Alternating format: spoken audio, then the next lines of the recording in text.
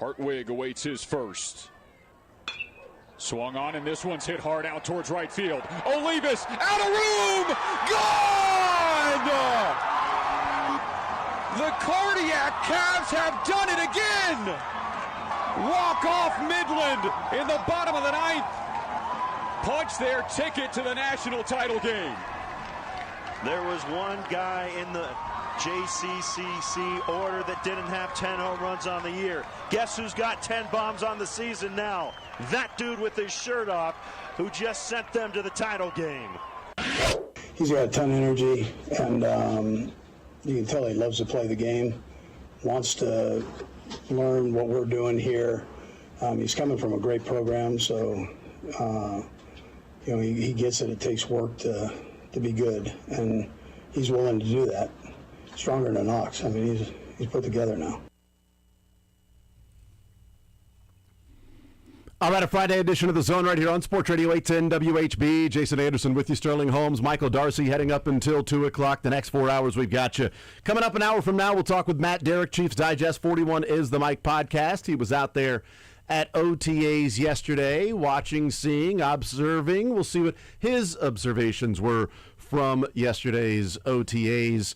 We'll hear from Drew Tranquil, and we'll hear from George Karlaftis, the fellas that spoke later in the afternoon. Hear George Karlaftis talk about what he's learned in the offseason preparation, and also R. Mason Thomas said something about R. Mason Thomas specifically that I like to hear. And then Drew Tranquil weighing in on why the contract restructure, and also some anecdotes around Alohi Gilman, which we'll play coming up here in the show. Mick Schaefer will join us in the noon hour. Cuts before the show is over as well. 913-912-4810. A big baseball day locally today. Coming up at noon on ESPN Kansas City will be KU taking on Northeastern, getting their College World Series regional host schedule started. And hopefully it gets going on time. But that comes up at noon. At noon 30, Central Missouri is taking on Tarleton State in the College World Series D2. And then tonight at 7 o'clock on ESPN Plus, Johnson County taking on Blinn for the World Series and a championship. Blinn needs to win twice. JCCC 1 win away from winning their first ever World Series, and this being their 4th trip to the World Series. They have now won more games in this World Series than they did the 3 previous combined, sitting 4-0 and a win away from winning the College World Series. That's tonight on ESPN Plus, and they're in that position because of the heroics last night. We'll talk a little bit about that as well. We'll get into some of the OTAs. We'll talk some Chiefs football. The new CBA proposal to the players from MLB. There are a few specific parts of it that I think are significant in how it could alter the landscape of baseball moving forward and how we've known it for so long.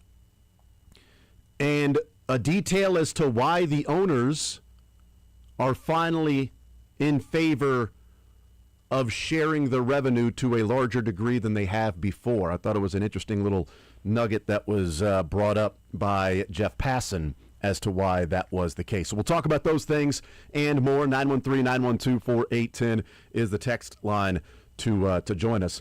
I do want to start with, though, last night with the game with JCCC, and I know who knows who was staying up late and watching it. If people were, I know I was, because it is one of the more impressively dominant offenses I think I've ever seen. It doesn't matter who in the lineup. I mean, up and down the lineup. You get to the 6-hitter, and the guy's batting .400 with 27 home runs this year. It's like, that would be so many different colleges, 3 or 4 or 5, but up and down the lineup, the team batting average is .400. The anti-Royals. Yes, absolutely. And I know that the junior college pitching is not to the level of the SEC, obviously. When we look at Gorilla Ball with LSU in the 90s, late 90s, and breaking the record. So, granted that that's the case, but they also aren't swinging with trampolines the way that college baseball was back in the day. The BB core is not what it was with those spring-loaded bats that just a ping and it would just rocket off the bat at like 120 miles an hour exit velocity. And I remember, well, I don't know what Kyle Schwarber used. I don't know if you remember that one he hit at Indiana. There's still one that stands out of that ball.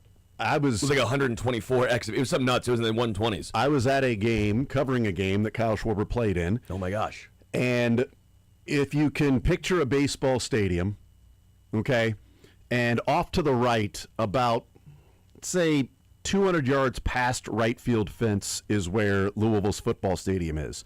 So there's a parking lot between there. The batter's eye is in center field, and the parking lot goes from probably right field and then at an angle away from the field. So it would be hugging right field while working away from center field, right? And about a 45-degree angle towards center field. Schwarber hit a ball over the batter's eye that bounced into the parking lot. The parking lot wasn't hugging center field the way that it was right field. Go from right field, and as center field, the wall goes and curves around to center field, and now you just do a line straight, like 45-degree angle straight up.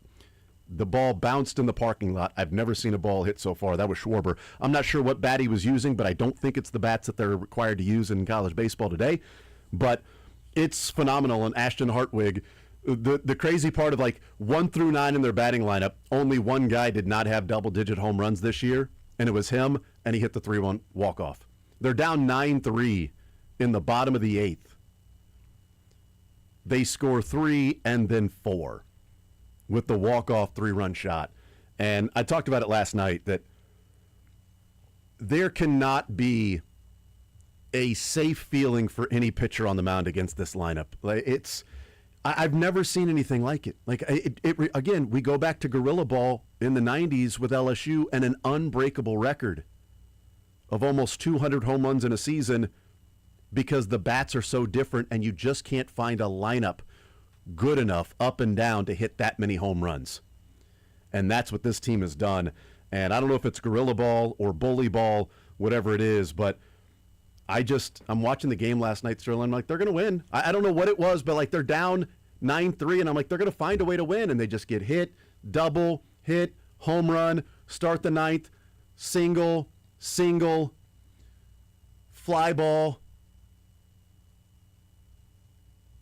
single to score a run, walk-off 3-run shot. It was like they were down 6 runs, and the next number of guys to go, only 2 more outs were recorded after that because 2 outs in the bottom of the 8th, and they end up scoring 7 runs with only 2 outs recorded. It's just unbelievable. And they play tonight for the College World Series with the JUCO World Series, ESPN Plus at 7:00. And I would tell you, if you have not watched this team play, just check it out because the offense it's so much fun. And that doesn't even include all the pitchers that are going D1. They've got 20 guys on the roster that are D1. They're loaded with Power 5, Power 4 baseball players up and down the lineup, and just Coach Horner and what he's built there at Johnson County is just unbelievable. But it's fun to watch them play, man. It's a fun brand of baseball, and last night was a blast, figuratively and literally there in the 9th inning and the 8th inning as well to see that happen. It's just a fun brand of baseball to watch, and they're smoking the baseball. At least there's 2 good baseball teams in town, and neither are the Royals. 3. JCC, UCM, and KU. I guess, UCM, we'll count. Yep, UCM in the World Series. Yeah. So for back-to-back years, I think, or 3 in a row, at least back-to-back, because they played in the World Series championship series last year. So all that's going on today. So there is some fun baseball that is being had around here. It is it's not by the Royals. No. Unfortunately. And they head to Texas for a 3-game set tonight. At least Stephen Kolek is on the mound. We'll see what he looks like going out there again, seeing if he can back up his complete game shutout and how well he pitched. And if the pitching to contact still works, and how often it can work like that. I mean, you can't expect a complete game shutout on, barely over 100 pitches. You can't expect a complete game shutout from anybody in Major League Baseball these days because it simply does not happen. So a phenomenal pitching performance from Stephen Kolek. But it's we'll get into this and then we'll talk about the CBA, but the unfortunate part about this season, and we've talked about many different things that are unfortunate about this season, but what's unfortunate is how I now watch the games, or how I'll watch the games until something changes. And how I'll watch the game, Sterling, is watching tonight.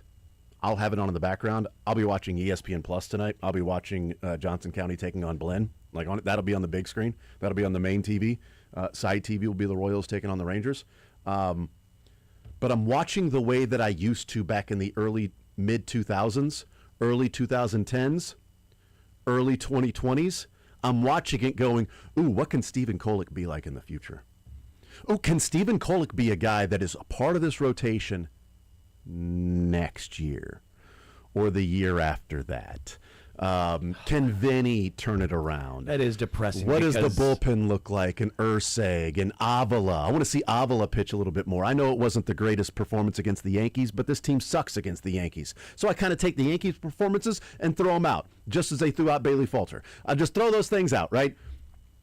But that's how my mindset has changed, Sterling, and how I now watch the game. And so the one level of excitement tonight is watching Stephen Kolek pitch, and then anytime I get to see Bobby Witt play. And we thought we were past this. Yeah. And that's why it's so frustrating. Again, that's why I think frustration, disappointment has been so high for me. We all thought we were past this. This was not supposed to happen this year. Yeah. Again, I went back and said maybe we should have had more of this idea, not this bad, but more or less that 24 is probably the outlier season, but still, we didn't think it was going to be this bad. This team isn't like that young. Cags and Carter, obviously, but and it's Bob. not. Sure, Bobby, yeah. But like Vinny isn't that young. Kyle Isbell isn't that young. Obviously, Lane Thomas and Starling Marte. Isaac Collins is not as young as you think he is. He just got called up late, a little Whit Merrifield-esque as far as how his career, the call-up time for him. I think he's 28. Kolek's not that young. He's, 29? It's not like you look around this team and say, look at all these 23-year-old kids out here. What are they going to be? We have a 36-year-old catcher. We have a 29-year-old first baseman who's not hitting. We have a 37-year-old left fielder in Starling Marte, and the two main guys in the rotation right now at the top with Waka and Lugo are both in their mid-30s. It's not a... This wasn't built to be a, let's see how the boys progress, and then next year are they ready to compete. This was a, they're ready to compete right now season because you have a number of veterans on this team. It was never supposed to be a, you know what, Bobby's playing, I'll watch. Kolek's pitching, that's a little exciting to see how he pitches as opposed to like a Mizorowski or a Paul Skeens, just 6 or more strikeouts every time they go to the mound. But Stephen Kolek, how he works around and uses different pitches different times through the order to be able to throw a complete game or go 3 times through the order, not getting a bunch of swing and misses, not getting the strikeout. Oh, that's kind of interesting. I'll watch from that perspective. And that's the interest level. This is the 12th oldest team in baseball. And you can always say outliers of Salvi and Lugo, but then you also say outliers. You're going to say outliers Youngway with Carter and Cags. It's just...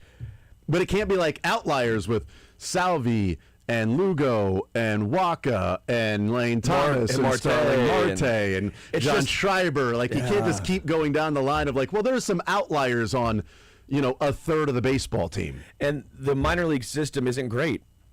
No. And no one's really close. What, Squires maybe? There's just nobody because in the he's top hitting 10. very, very well, but there's nobody in their top 10 that is going to make their debut this year, or maybe even next year. Realistically, they're young guys. 2 guys, I think, in the top 10. That's ETA is next year, if they get there, and that's potentially Blake Mitchell, and then also potentially Carson Rocafort, center fielder. So you're talking about the prospect number 3 and number 7 in the Royals organization. And both of those guys have a potential ETA of 2027. But Blake Mitchell, that might be pushing it. Yeah, potential ETA of 2027. So really, if we say realistically, it'd be Carson Rocafort, outfielder, center fielder, that has an ETA of next year. But is he going to be Kyle Isbell? Is he Nick Lofton? Is he that type of player? There's not a Carter or a Kaggs or somebody like that. Like Josh Hammond isn't anywhere near, obviously. I mean, he's a 2028 at best ETA as a high school kid. Churio, lower level. Shields, lower level. Gamble is not any close because he can't hit right now. And so I just wonder where this team goes. What is the... Don't pretend and fool yourself into thinking that 24 is the norm, because that, from what we have seen now, that is the outlier. Yep. So what do you do? Do you think you have a good core? I think you sell. Or do you sell? I think you sell. Or one of two things. Either you sell or you buy for 27 and 28. Which I'm okay with, because, and I assume most Royals fans are in the same boat as me. I don't want to speak for everyone. I'm tired of 100-loss seasons hoping you have a good 2-year stretch. Yeah. 14 and 15 were awesome, don't get me wrong, but leading up to that and then now after that, that was a phenomenal 2-year stretch. Yep. What we saw was maybe the 2-year stretch that this team was 24 and 25. Yeah. And that was supposed to be a sustainable run, because supposed to be. Dayton Moore talked about, God, I think this was in 2018 or 19 with Seren down at spring training, and said the one thing that he looked at of the run where they won the World Series, obviously you look back and you relish what took place and you love it, but said the one thing they need to work on now is how do you bring a group of guys together and then also sustain that level, which is tough to do in baseball, especially with the economics, which we'll get into in the next segment. But that's also something that J.J. Piccolo, taking over, said this is the goal of to get back to being a championship or a wild card, a playoff caliber team, but not have this is a one run and Marlins sell it off and start over. And then you build up to a run and then you sell it off and start over. Not to have that, but how can you sustain a Rays type or a Guardians type run to where every year you're in contention and the faces change, the jerseys remain the same, and sort of the play remains the same while the faces change. How do you do that and make that sustainable? Clearly there's a blueprint that other organizations have been able to do that. Brewers, Guardians, Rays, we've seen that from other teams. And I thought, and the disappointment this year is, we all thought that this was a sustainable run, that playoffs in 24, injuries got you last year, but you still finished above 500. Back-to-back seasons where you finished above 500. That doesn't happen in Royals history, at least in my lifetime, especially when, the economics of baseball massively changed in the early 90s with the strike and all of that stuff. And then you come back and then you see how wide the gap got so quickly in Major League Baseball and payrolls and everything, and we've seen it since then, because it's not where the Royals have a higher payroll than the Yankees in the 80s, and now it's like there's no chance of being able to do that, right? But we thought this was a run of years that even this year and next year, because you've got Lugo and Waka under contract for 2027, and you've got Reagan's under contract for 27. You signed Vinny to a 2-year deal. You don't have to worry about arbitration at the end of this year and all of that stuff that goes into it. Bobby's on your team until 2030. Michael Garcia gets signed. This was JJ is now living out what Dayton Moore said was the thing that he wished he could have changed about that group, was moving on from players quicker to keep the pipeline replenished and not hold on to 1 year and try to squeeze the orange for every little bit of juice that you have out of it. You squeezed it for the juice that you got the World Series, but while there's still juice there, move on and get yourself a nice fresh orange that you can then squeeze that juice out of, and keep doing that over and over. But they didn't do it. They held on. Then they traded pieces away to hold on even more, and it didn't work. So how do you fix that? Okay, so are we going to learn from those mistakes?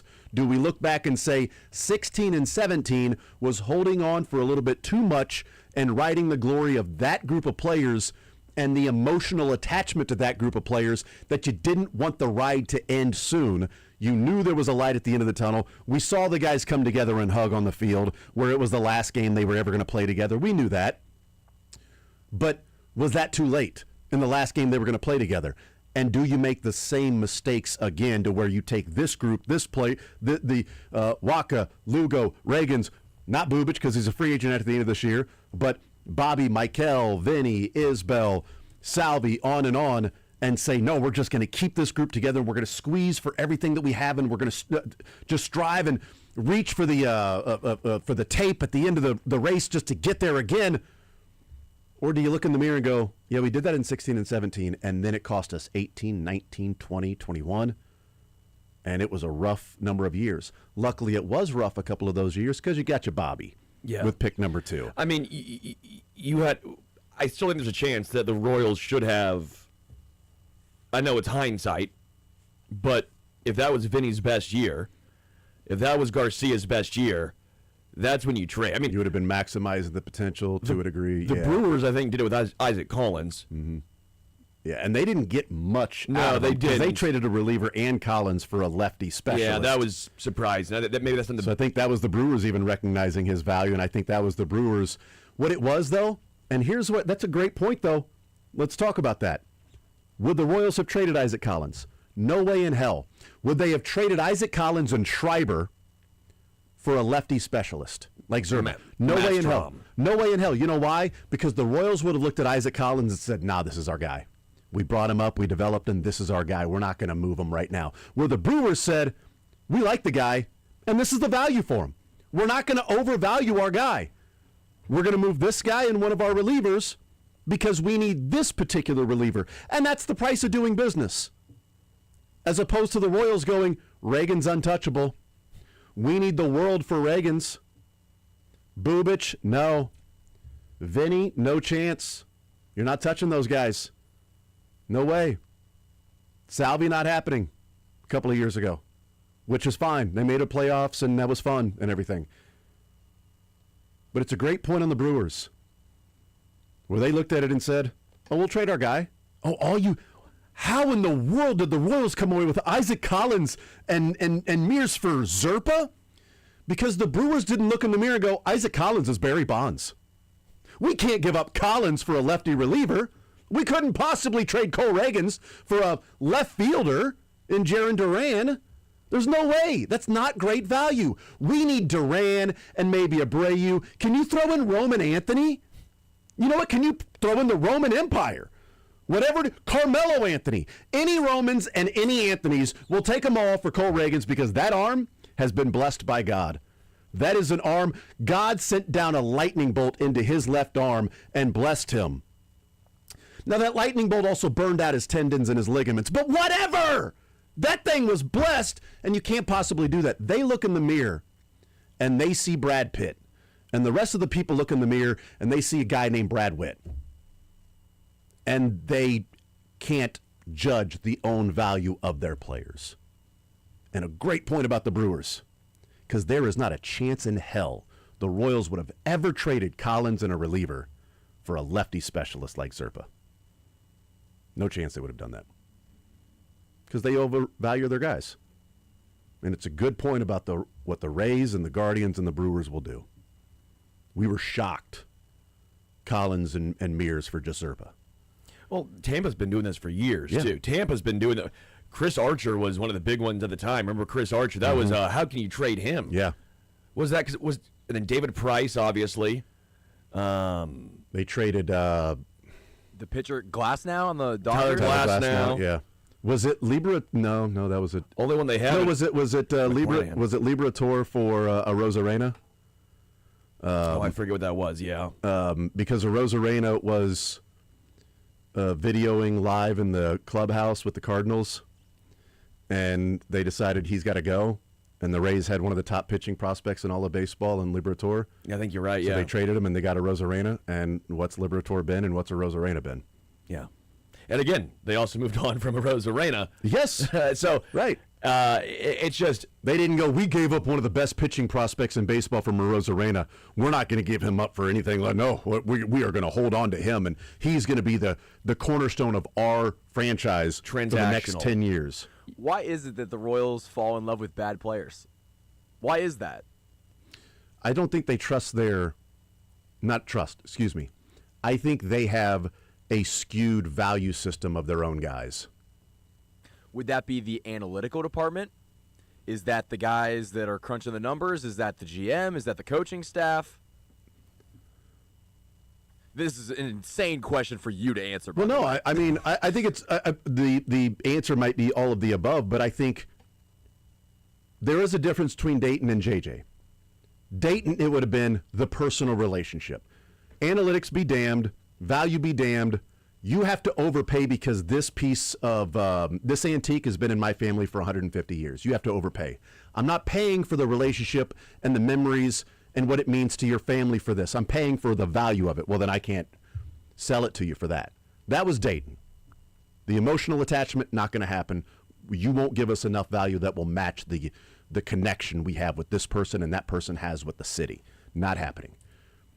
JJ may have a little bit of that because he does come from that part of the Royals as well. So I don't think you can be completely and totally cold and just like antisocial.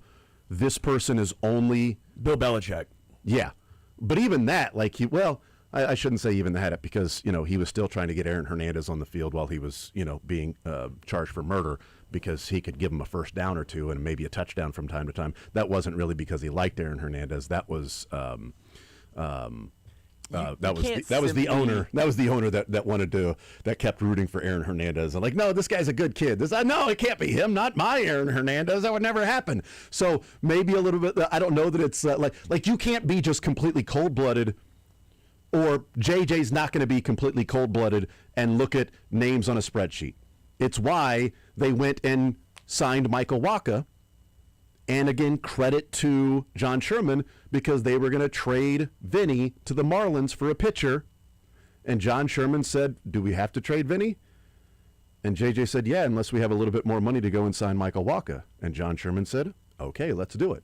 That was a great move, and that was cool. That shows the difference in this ownership group than the previous one, because whether right, wrong, or indifferent, or even ability to do it, they would have said, well, I guess we got to trade Vinny. That's why I've not blamed Sherman through the majority of this. The Royals have the 18th highest salary in baseball. It's nearly $150 million. I'm not going to sit here and say they're damn near close to what the CBA's floor proposal would be. Correct. And that, to me, is not a Sherman issue. This is a JJQ player issue. But now the rest of the season, at least until July, unless something drastically changes, it'll be watching for certain players, and then do they move people? And that sucks. And the part about, the American League is trash. So luckily they've been able to survive this by still being in the hunt. Okay, sure. Let's go that route, okay? Because in the last week we've said, unbelievably, they're only 3 games out of the wild card. This is crazy they're only 3.5 games out of the wild card. I mean, it's really shocking that they're this bad and they're only 4 games out of the wild card. It's really unbelievable. Like, you can't even explain it how they've been this bad and they're 4.5 games out of the wild card. They have that awful of a homestand and they're only 5 games out of the wild card. I mean, they get ready for this road trip and they're only 5.5 games out of the wild card. Do you see the trend here over the last couple of weeks? We've been trying to, they're 5.5 now out of the wild card. We were talking about them being only 2 games out of the... Yeah, they're 5.5 out of the division, but look how close they are to the wild card. Well, now they're 5.5 out of the wild card, and they don't have to just pass a couple of teams in their division. They got to pass 7. 5.5 out with 7 teams above them. So we can stop being the... Well, it's... Look, the American League sucks. The third wild card is 2 games under 500. Right, and the Royals are 12. And they didn't play yesterday, and they still lost a half game. I mean, it sucks, but it's reality of where they are. And that's a reality of what we're watching right now. So tonight, I'm watching JCCC on ESPN+. That's what I'm watching. Take care of Blinn and Cam Newton and win the World Series and see how many home runs they hit. See how many gorilla ball swings they have. Or as they called it in Baton Rouge, gorilla ball. Geaux. Rilla ball. Which is fun. That's how you should. That is fun. That's how you should spell it. Is gorilla ball. But it's fun. It's a fun version of baseball to watch. Not this. We'll take a timeout. We'll come back. There are a couple of things in the CBA from the owners that I think have a chance to play a larger role in the players agreeing to a salary cap and maybe getting them off their hardline stance of cap? No, doesn't matter. Floor, ceiling, doesn't matter. Doesn't matter what you give us. We're not going to go that route. There's a couple things included here that I think are at least enticing to the players. We'll talk about that next.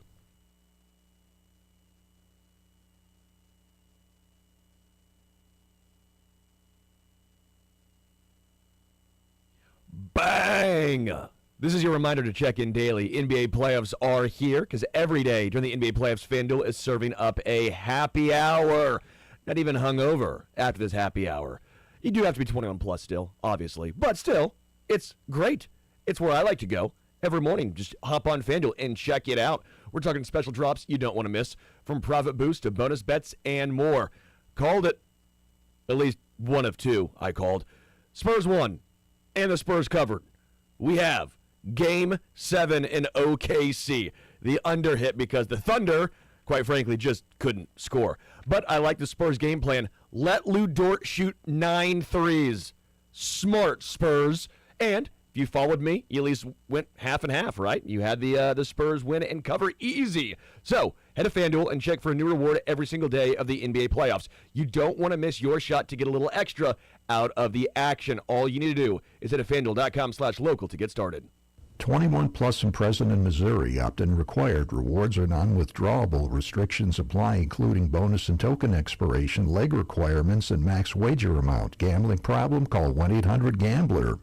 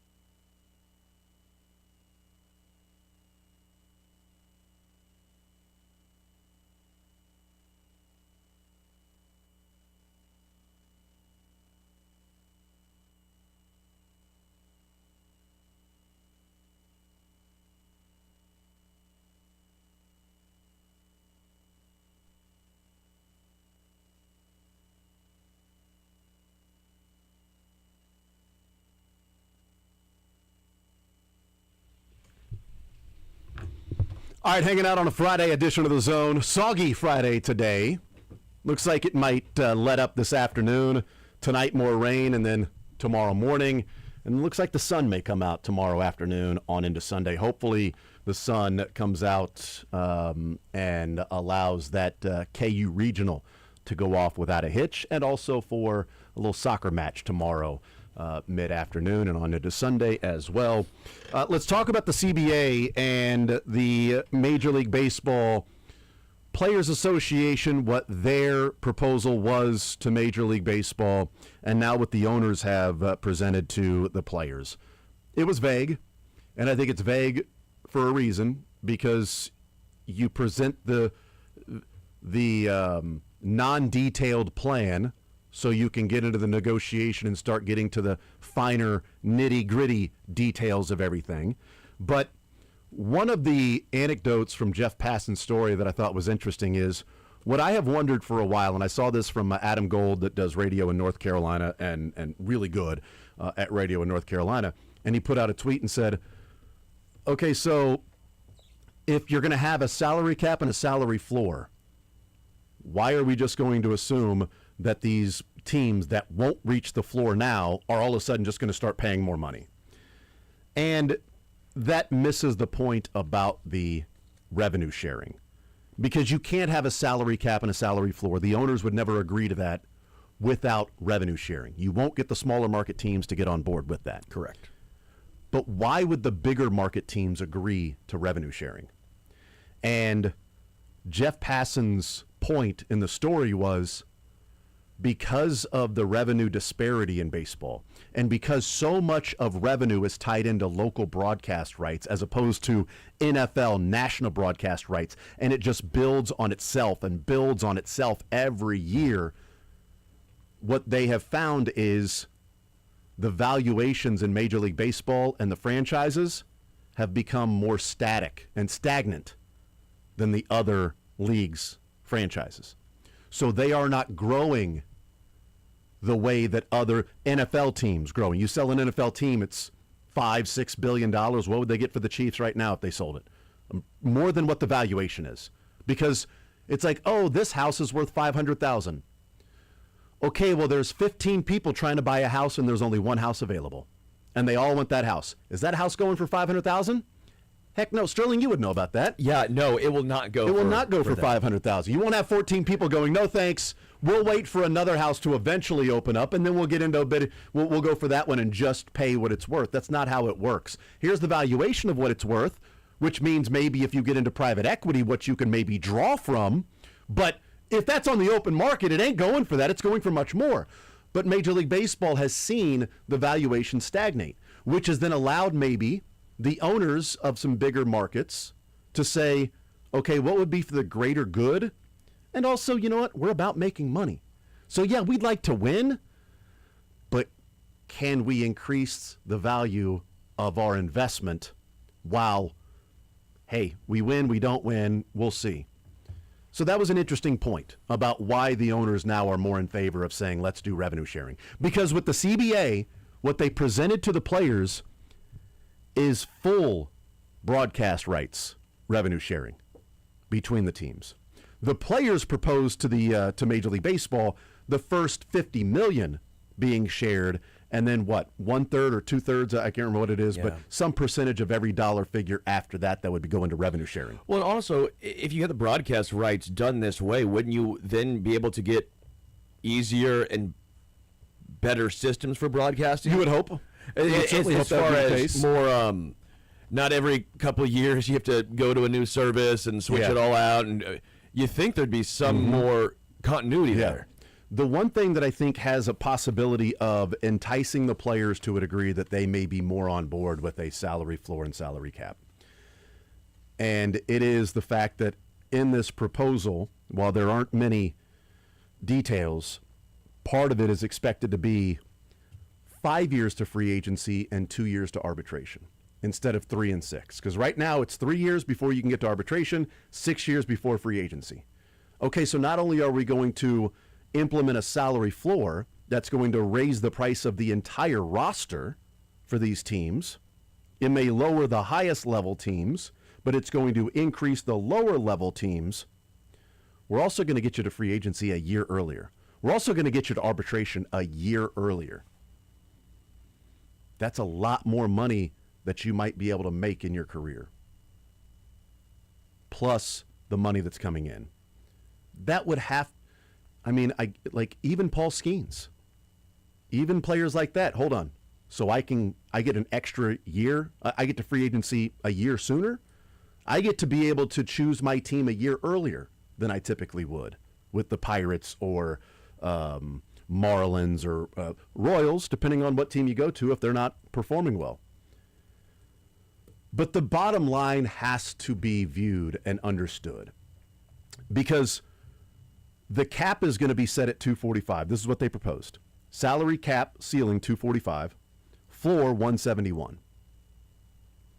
Right now, there are 6 teams that are above the 245. And if you took those 6 teams and subtracted that money above 245, you would take away $282 million from payroll. But there are 1, 2, 3, 4, 5, 6, 7, 8, 9, 10, 11, 12, 13, 14, 15. Half of the league is below the 171 floor. If you took the money that they are below and you pushed them up to 171, that adds. You guys want to take a guess? Because you're taking away $282 million from the teams that are above the ceiling. By 15 teams, moving them to the floor. Oh, I bet it's close to $600 million. I bet it's close to 750. $864 million you would add to payrolls, which means it's a net positive of $582 million in payroll. The problem is they're going to focus on the 6 teams that you're going to take money from. Correct. And not focus on the Miami Marlins $92 million they would have to add to payroll right now. The Guardians, somehow, $90 million they would have to add to payroll right now. White Sox, $80 million. Nationals, 77. Athletics, 76. Cardinals, 76. Rays, 68. Pirates, 67. Twins, 66. Rockies, 54. Milwaukee, 42. Reds, 38. Royals, 25. Seattle, 9. Baltimore, 4. All of those millions of dollars would have to be added just to get to the floor, while taking away the Mets, $88 million. The Dodgers, 55. The Yankees, 46. The Blue Jays, 36. The Phillies, 36. And the Braves, 21. The hard part is you would almost have to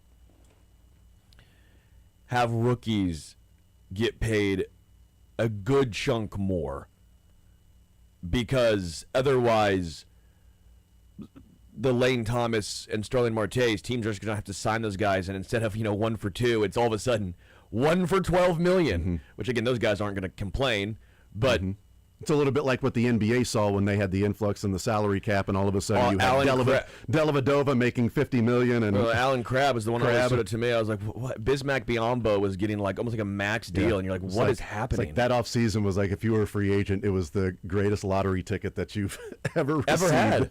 And so they'd probably have to do something to try and so that wouldn't happen. Or smooth it in, over a number of years. Yeah. Because you can't say, hey, Miami, add $92 million to the payroll. And then they're just sitting here like, okay, I guess I have to give But if you add $92 million, now all of a sudden you're going, okay, we'll give 5 years, $300 to Kyle Tucker. There's one guy we've added. Now we'll give this to this free. Okay, we're going to go get Paul Skeens. We're going to add $90 million. Okay, 10 years, $900, Paul. We just added $90 million to our payroll, and we got Paul Skeens as our ace. We had to pay anyway. We had to spend the money anyway, and now the Marlins get Paul Skeens. So, but it can't happen if you don't have a greater number and close to full revenue sharing. Correct. Or closer to what the NFL has. Because also in this proposal, the revenue split to the players is 50-50. NFL players don't have 50-50. No. It's like 48-52. Or some percentage of that. And I think if they go up to 18 games, it gets closer to like almost 50-50, something like that. There are escalators in the CBA for the NFL that gets it closer to 50-50, but it's not that. And Major League Baseball is offering, hey, the split of the revenue is greater in this league than it is even in the NFL. So that split of revenue is going to mean that more players are getting more money. And this floor and ceiling on this year's salary alone, payroll alone, would have to add roughly $500 million to the overall payroll of teams. And you're going to get to free agency a year earlier, and you get to arbitration a year earlier. Like, I mean, it would be hard to convince younger players that, no, this is a bad deal for you. I'll give credit where credit's due. If Rob Manfred gets this through and passed, I will admit that he's not the worst thing to ever happen to baseball. Because right now he's close. Well, and it's about, how many different teams can win a hunk of metal. You know?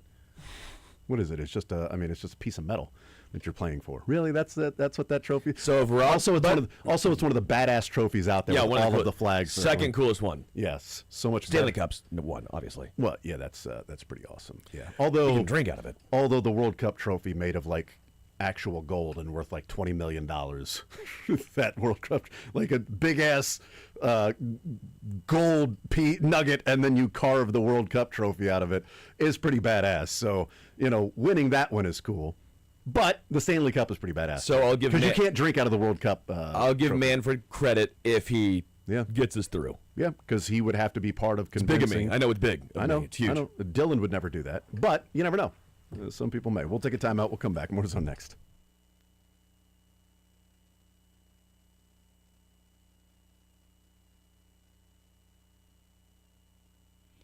All right, men, if you're out there and if you're in your 30s or your 40s or maybe a little bit older and you happen to be suffering from some things that may be related to low testosterone, Heartland Men's Health can help. They are here for you. They have been successfully treating men in the Kansas City area. If you have energy levels that aren't the way that they used to, you're not seeing some of those gains in the gym, you don't have the motivation to go to the gym, you've got brain fog, things that may be affecting your work.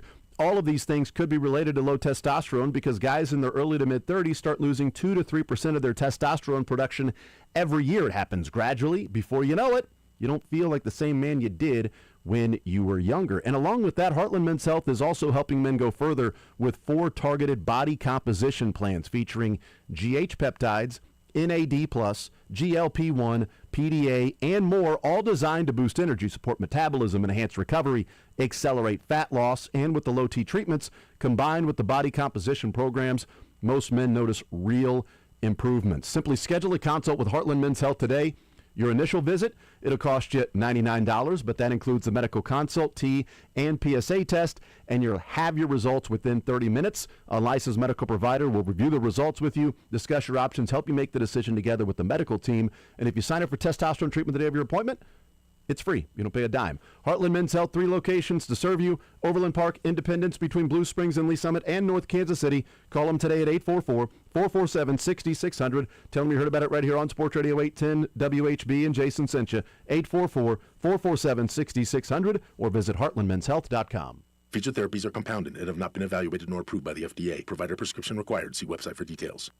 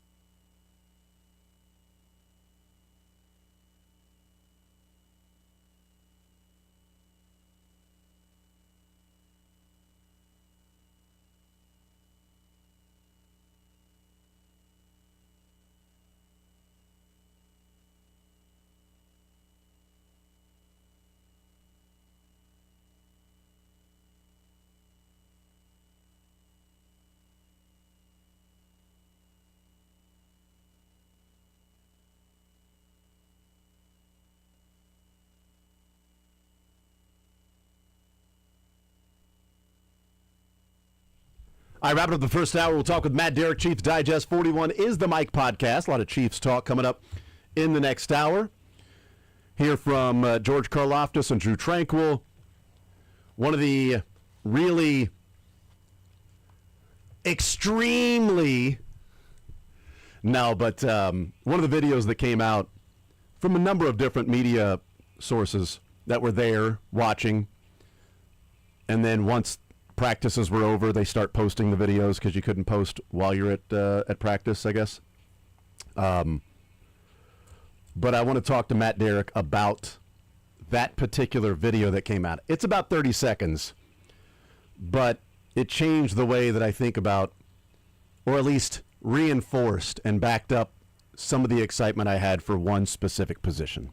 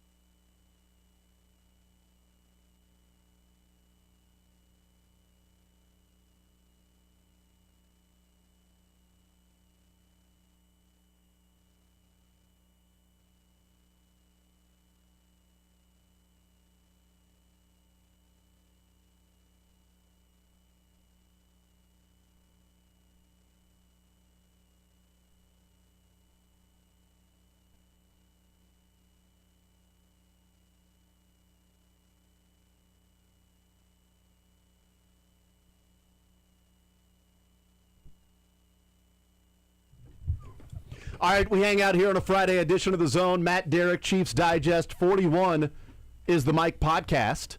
If you didn't know which number was the Mike, it's 41 is the Mike podcast.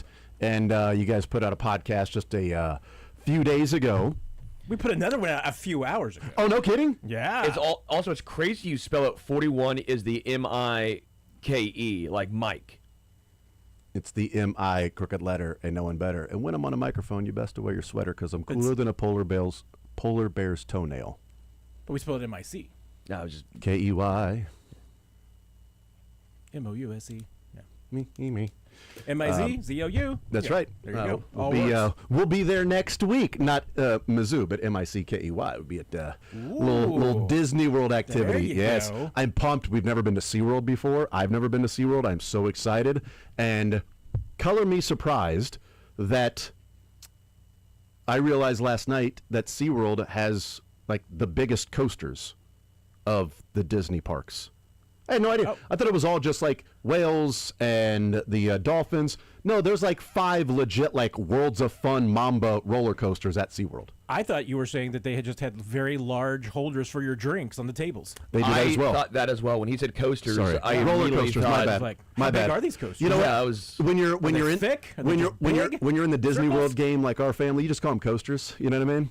I thought they were RCs. That's right. RCs. Congrats on being a Disney adult. Yeah, that's right. That's right. Yeah, and you know, before you go, you really need to just watch like a compilation of all these things that can go wrong on roller coasters. Not gonna do see it. the people yesterday that like Not going to do it. Not going to What do it at all. happened yesterday? Not going to do it at all. I can't remember where it was. Like probably a Six Probably Flags wasn't at somewhere. Disney. Yep. But they were all Six Flags. like the roller coaster, like car crashed into another one, and they were all like dangling from the. No, that's just the Royal season. There you go. It's a car crash is what that one. That is yeah. what the But Royal no, season is. I don't think we're going to do that. I think we're going to go there and have a lot of fun. Is what we're going to do. Little Epcot activity, a little Guardians of the Galaxy ride that we'll be riding. Little man, when we went there a number of years ago, couldn't ride it because he wasn't tall enough. Now he's very tall enough. So excited. So yeah, we'll be there next week. A little MICKEY. So you guys released one today. What's this one going to be about? Oh, it's all about OTAs yesterday. Yeah, that's right. All about that OTA. Matt Derrick, what'd you see out at OTAs? First of all, well, let's talk about what people saw from you. He misses nothing. He saw Matt out there with a boot on. And he right away. Huh? He was worried about you. What happened? Oh my God. The inevitable off-season cleanup. Oh my goodness. All right. You didn't have to have anything like that in the off-season. Nothing done. We were clean. Everybody cares about you, Matt. But see, that's me as the reporter. I'm there. I was looking for the transition. Drew gave it to That me. was great. and Yes. Just like, hey, I'm just a little off-season cleanup. How about you, Drew? You good? Any cleanup for you, Drew? Yes, my contract. We had to clean that up so they didn't cut me. I forget. You know, when you played those clips, I was like, okay, I know about the Andy one. I forgot about the Drew thing. You did? That was the best one. What happened? What happened? What happened? What happened? Oh my God! I'm a bad little boy. What happened? Damn it! we got Michael for sure. Mike lost it at that point. Yeah, that was good. He said he's a bad little boy. What happened? It's like a little Sebastian Maniscalco. Oh, what happened? What you did? I'm trying to remember which of the Christopher Guest movies that was. I don't remember which one it was with that meme. But what did you see from any observations that stood out to you from OTAs? Patrick Mahomes on one leg. Okay, Patrick. Interesting. Is I wasn't the didn't look best for that. player on this team by far. Patrick Mahomes with 150% of legs. Yeah. That's 200% would be 2 legs, Sterling. You can have a 150% of legs if one leg equals 100%. So he's got 100 in one leg and 50% in the other. That's 150%, Sterling. Anyway, go ahead, Matt. That's one way to look at it. One way to look at the math. I looked at it that way. There you go. There you go. He's the best player on this team. And the drop up at quarterback, bless everybody's heart.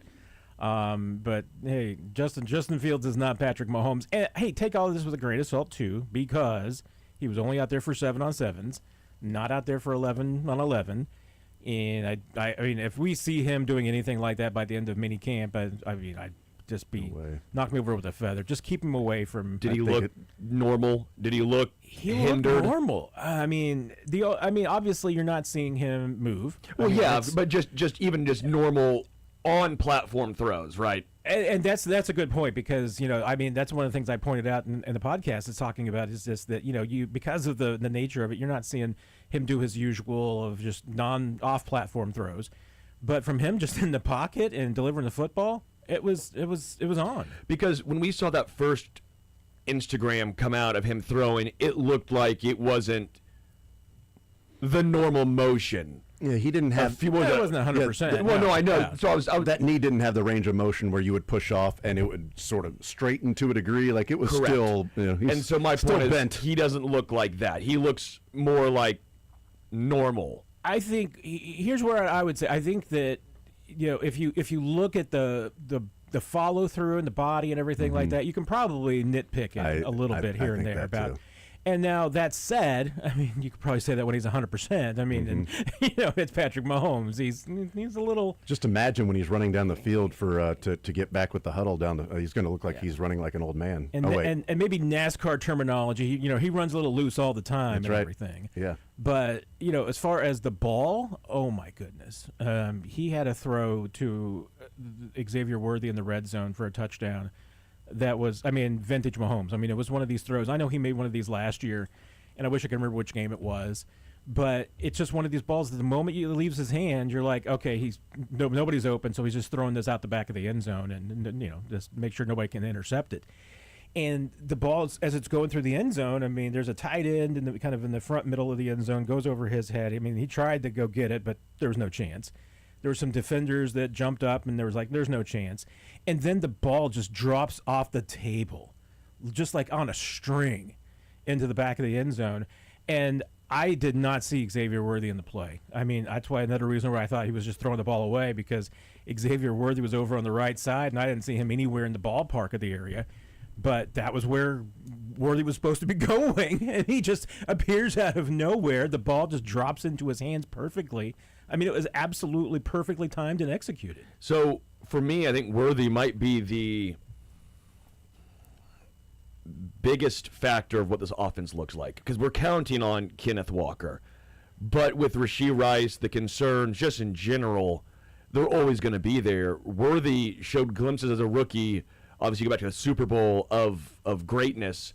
Then last year was injuries and at times lack of awareness, right? The catching it out of bounds. And where does he look? Like, how does he look again, it's very, very early on, but even that one specific play sounds like something we wouldn't have seen a lot of last year. It's a great thought you just had there, and we all heard it. It's a light bulb going off. That's right. I thought that was my phone for a second, and I didn't. What? I love that it sounded like a 1999 AOL, like, you've got mail. Formito coupon. Yes. So, his question. I'm just assuming that the software that runs this station is getting ready to reboot or something. So probably. Especially when I look back at Michael and he was just like looking at the computer, like, what? What happened? Just play the Drew Tranquil. What happened?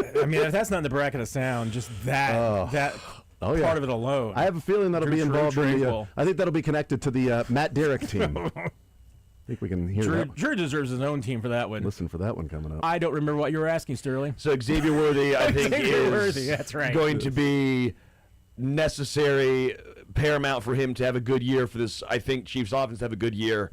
Him making that catch at the back of the end zone, obviously doing that. Deep ball has been off between him and Patrick. How does he look again? It's just a step in the right direction for him. I think it's definitely a step in the right direction, and and that's just an example of what he can do if he is healthy, and the fact that he's developing and coming along. Like I said, I don't know if that's a throw that those two make perfectly in the past, but it was absolutely perfectly executed yesterday. And yes, you're absolutely right. The Chiefs are going to need something from their starters. They're going to need to get more out of Rashee Rice. Whenever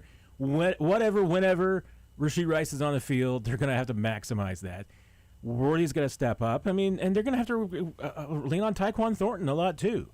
And we saw, Tyquan, they're showing signs of getting him more involved and letting him do more things. So I think that's a positive.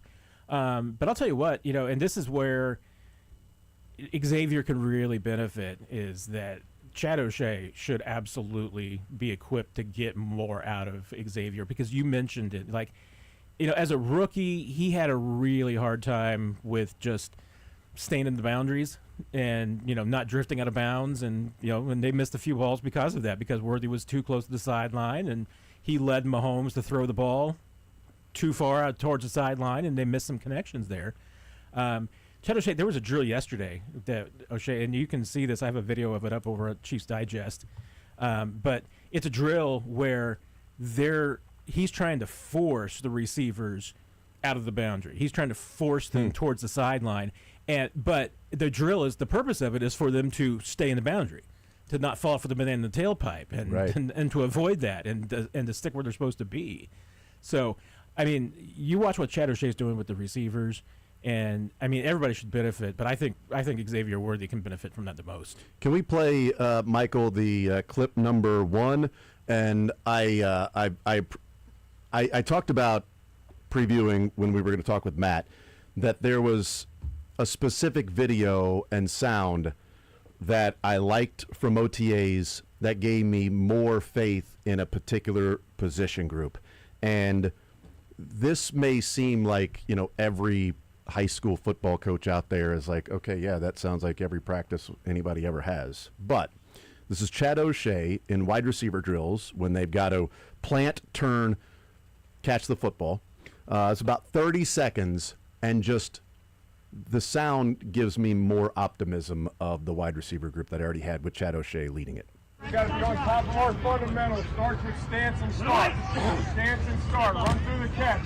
Good side, good side. Stick that foot in the ground. Stick that foot in the ground. Here, I'll go with you, Jimmy. Good. How fast can I get the foot in the ground and back down the step? Run through the catch, hands available. Hands available all day. That's a fundamental we need to improve on. We're not sitting at the top of the route without our hands up. Hands available. Fundamentals, we're starting with the stance and start. Fundamentals. Get ready to work, boys. Fundamentals. Hands available. Hands available. It's a fundamental we need to work on. We're not seeing that at the top of the route. Hands aren't there. You think he watched some video on things they were doing wrong a year ago and said, here's what they're doing. Why isn't this happening? And just something as mundane as that of, hey, hands available, hands available. That's a fundamental that we need to work on. I mean, two things. One of two things is true with that. One, either it wasn't being taught, or two, it was being taught but not received, and they didn't care about the person sending the message to teach them that. One of those two things is true. Yeah, I would agree. And and Chad O'Shea fits in with the the bringing in a guy like EB, and I think even bringing in a guy like DeMarco Murray too. I mean, all three of these coaches, I think you would say from observation, and DeMarco, I know the least about at this point. Chad O'Shea.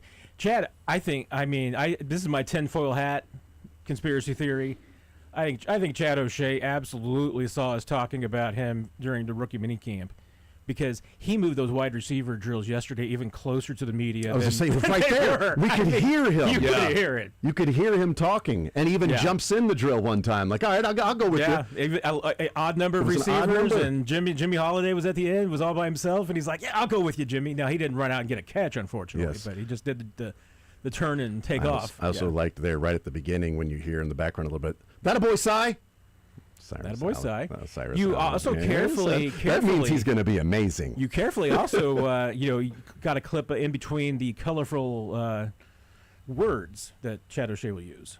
So like red, blue, yellow, or what? More colorful than that. I mean, there's definitely four letters. Definitely four letters. So like blue, but I cut off the beginning of that where he said, "We're going to bleep and get ready to work, boys." So I didn't include that because didn't need the bleeping. Just starting with it's fundamentals, stance and start. Stance and start, fundamentals right now. Stance and start. Everything we do is from here. Yeah. But just hearing the hands available is a fundamental we need to work on. It's just like, you guys suck at that. Isn't that another way for a coach to say, hey, I've watched you guys last year. You guys suck at hands available. And the way I'm going to present it to you is, that's a fundamental we need to work on, is hands available. Chad O'Shea is one of those guys, and I mean, I had a baseball coach that was like this, and I admit I didn't like my baseball coach, but then again, I was in a slump, and he pulled me aside as I was getting ready to go up to the plate, and he was like, Matt, if you don't get on base right now, I'm going to kick your butt into next Tuesday. And I mean, now granted, I hit a pop fly that went about, I don't know, 1,000 feet in the air. Yeah. And didn't leave the infield. Right. But he dropped it. They didn't catch it, so I was on second base before the.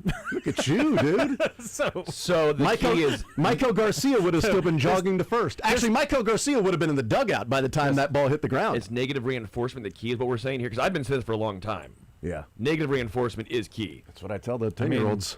He told me he was going to kick my butt in the next Tuesday, and I was like, okay, well, I guess I better do something. I got something to do on Wednesday. Chad O'Shea is definitely one of those, kick your butt kind of guys. I love it. I absolutely love it. And so I wanted to talk wide receivers with you, certainly.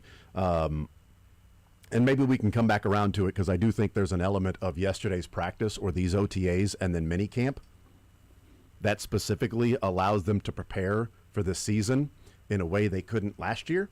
We'll get into that in a little bit, probably the next segment. But Patrick Mahomes, specifically, you talk about him being the best player on the team, even with 150% of 200% of the legs. Isn't that what we said? He brought up staying in the pocket and having to work through the progressions, work through the reads, and it quiets his feet, which is always something he's battling, is having the quiet feet. And every offseason, what does he talk about? Well, I'm just worried. I'm working on the fundamentals with my feet, being more calm in the pocket, letting the play develop more, not giving up on the play, just working from that, right? Last year in the offseason, we heard Matt Nagy say that Patrick Mahomes is too smart, that he's already eliminating routes essentially before they've been eliminated by the defense. So he's not even looking that way, and then the defense plays it wrong, and this route was open, and we look at the all-22 and go, why didn't he throw it here? Well, he eliminated that route because the defense that the other team was in, only this particular player didn't play it properly. That guy was open, but Mahomes had eliminated him already. Okay. So we talked about staying in the pocket. He brought up, Matt, specifically, what I've talked about and we've talked about is the best example we have is the AFC Championship game in 22 and the Super Bowl then 2 weeks later against the Eagles when he had the ankle injury, and he mentioned that. He was like, I've got to work in the pocket because I can't run. Kind of like when I had, the ankle there, I just had to work within the pocket. And what stands out about that is if you look at those two games where he's playing with 150% of two ankles, right, Sterling? He was 71% completion percentage in those two games, in the AFC Championship game and the Super Bowl against the Bengals and Eagles, against that Eagles defense that crushed everybody and a Bengals defense that Lou Anarumo was the kryptonite. 71%. Averaged 254 yards per game passing, 5 touchdowns, no interceptions. And he had a total of 9 attempts in those two games. 2 of those were kneel downs. So that gives you 7 attempts in 2 games. 5 of those 7 attempts came on the final 2 drives of each game combined. So he wasn't doing the things with his legs until he had to do the things with his legs, and it was first quarter, second quarter, third quarter. This is how we're running the offense. This is what we're doing. I've got to trust this. I can't really get out there. I can't hurt myself in my ankle if I get tackled outside the pocket. Fourth quarter, AFC Championship game, doesn't matter. Now I've got to move around and do some different things. Super Bowl, doesn't matter. Now I've got to move around and do some different things. And that's probably part of his game that, we talk about, do you know ball? You don't know ball. Anybody that looks at Patrick Mahomes and says this guy is a second play merchant and can't win from the pocket hasn't actually watched Patrick Mahomes play football. And when he was forced to win from the pocket, he beat the Bengals and the Eagles with a combined 105.4 and 131.8 quarterback rating while not being able to run around and create plays that way. So I think there's a level of this could be for the better in the end run, that the offense can look a little smoother early on of just, this is what the defense is doing, read it, stay there. Hopefully the offensive line stays intact, and Mahomes just trusts his feet. And as you mentioned, boy, there's some footballs that he's throwing, and I think sometimes his feet get a little happy, and the football isn't as accurate as opposed to staying there, planting his feet, delivering the ball on time and accurately. Yeah, and there's that season in particular, you bring it up and everything. I mean, it does remind you of a couple of things, and that one, that team ran for almost 2,000 yards, which is something that if you want to win a Super Bowl and you want to be a playoff team, I mean, that's where you have to be. I mean, the Chiefs, mostly because of Mahomes, ended up, their numbers weren't terrible last year if you look at them in the aggregate. I mean, obviously, we just talked about the fact that the run game wasn't terribly effective. But, this goes back to during that time frame, it was kind of in that 2020 to 2022 range. I popularized the phrase that Mahomes has to eat his vegetables. Yeah. And when he does, he is absolutely unbeatable. Because sometimes when he gets into, just full Patrick LaVon Mahomes mode and is like, all right, I'm going to push the ball downfield, I'm going to put this team on my back and everything, doesn't always go the way that you want and everything. And sometimes eating your vegetables, like even when he did last year, he couldn't because, honestly, the vegetables were probably no good. They were spoiled. They were spoiled. The cans were expired. Yeah. Everything was beyond its best use Cans. date. Ew. Why canned vegetables? Well, last year was kind of an apocalypse. So you were stealing from the disaster supplies. That's right. You were beyond getting fresh fruit and vegetables last year. You were eating canned stuff, and it was past its best by dates.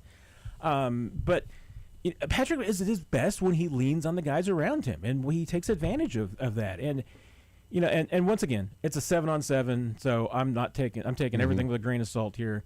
My unofficial count, I had him yesterday 11 to 12 passing, and the one incompletion was kind of a busted play where he just chucked it downfield towards a guy that there were three players converging on him. His receiver still had the best chance of getting the ball. And the receiver was probably interfered with. In the game action, that might have been a flag for a 50-yard penalty downfield. That was the only incompletion he had. So I'm going to assume it was 3rd and 15. Probably was. And the penalty happened. But we saw yesterday was exactly what you're talking about there. It was Mahomes just dealing in the pocket, not worrying about anything, just going through his progression. He's obviously it's a practice anyway, so we wouldn't be worrying about scrambling in a 7-on-7. But you could see, he was just dealing, and you could also see that the guys behind him tried to do that too. They can't deal like he can. Yeah, I just, if Mahomes does that a little more, the eating your vegetables is a great way to phrase it, that I think the offense can really improve. And it's a good point about they rushed for 2,000 yards that year as well. So they had, players that were taking some of the pressure off Mahomes. Now, he accounted for almost 400 of those 2,000. But still, you had, the yards per attempt per team was 4.7, but the yards on the ground per game was 116 rushing. And 20 of those were Mahomes. So almost 100 yards rushing by other guys in the game. 4.7 yards a carry that year? That year. And their two top running backs last year averaged less than 4. Yep. That year Pacheco averaged 4.9 yards per attempt, and Edwards-Helaire averaged 4.3. McKinnon averaged 4. So, just the running backs all averaged at least 4 yards per carry. We'll take a timeout. We'll come back. I'm going to talk a little bit about the receivers because I think the Chiefs this week and minicamp will have a preparation for the season that they didn't have a year ago that maybe they needed. So we'll talk about those things and we'll hear about some other things that Matt Derrick may have observed at OTAs yesterday. Did Mansour Delane stand out, or as Drew Tranquil called him, Soar? What did Soar look like out there playing against some of the wide receivers? We'll talk about those things coming up next.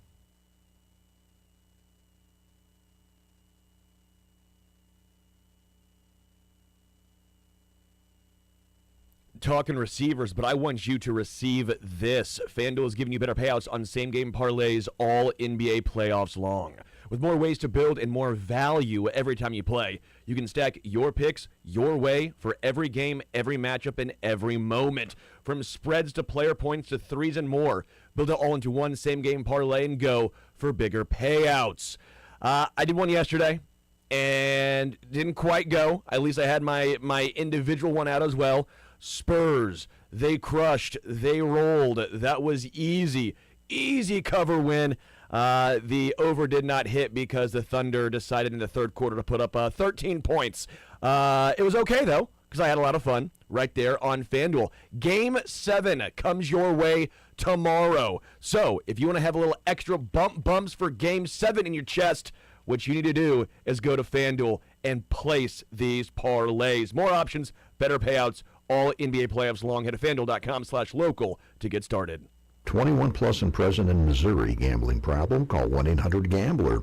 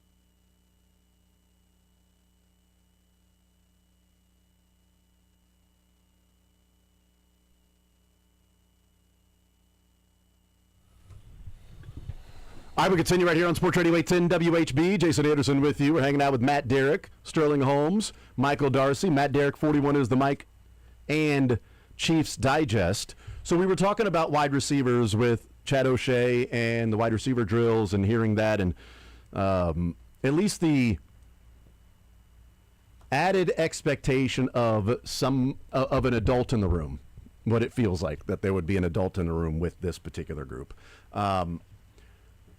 I talked about in the first hour that there's a specific part of these OTAs and the mini camp that allows them to have somewhat of an advantage preparing for this season that they didn't have last year.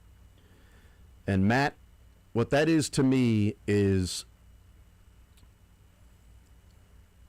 last year they went into the season and didn't expect, obviously, for the third play of the game for Xavier Worthy to be hurt, okay? They didn't know when Rashee Rice was going to be suspended.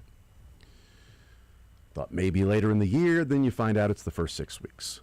But as they're going through OTAs and minicamp and training camp, Worthy and Rice are there with the ones.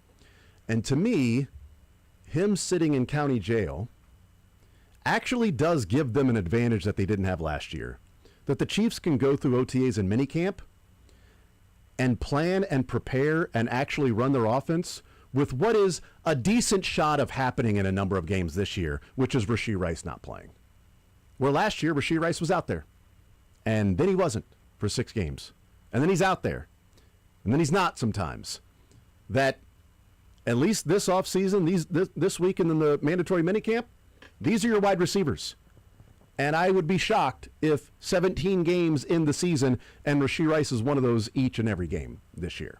Just would be shocking with that because of what his availability, his own doing, and luck or unlucky in bad luck that didn't work in his favor with that Chargers game.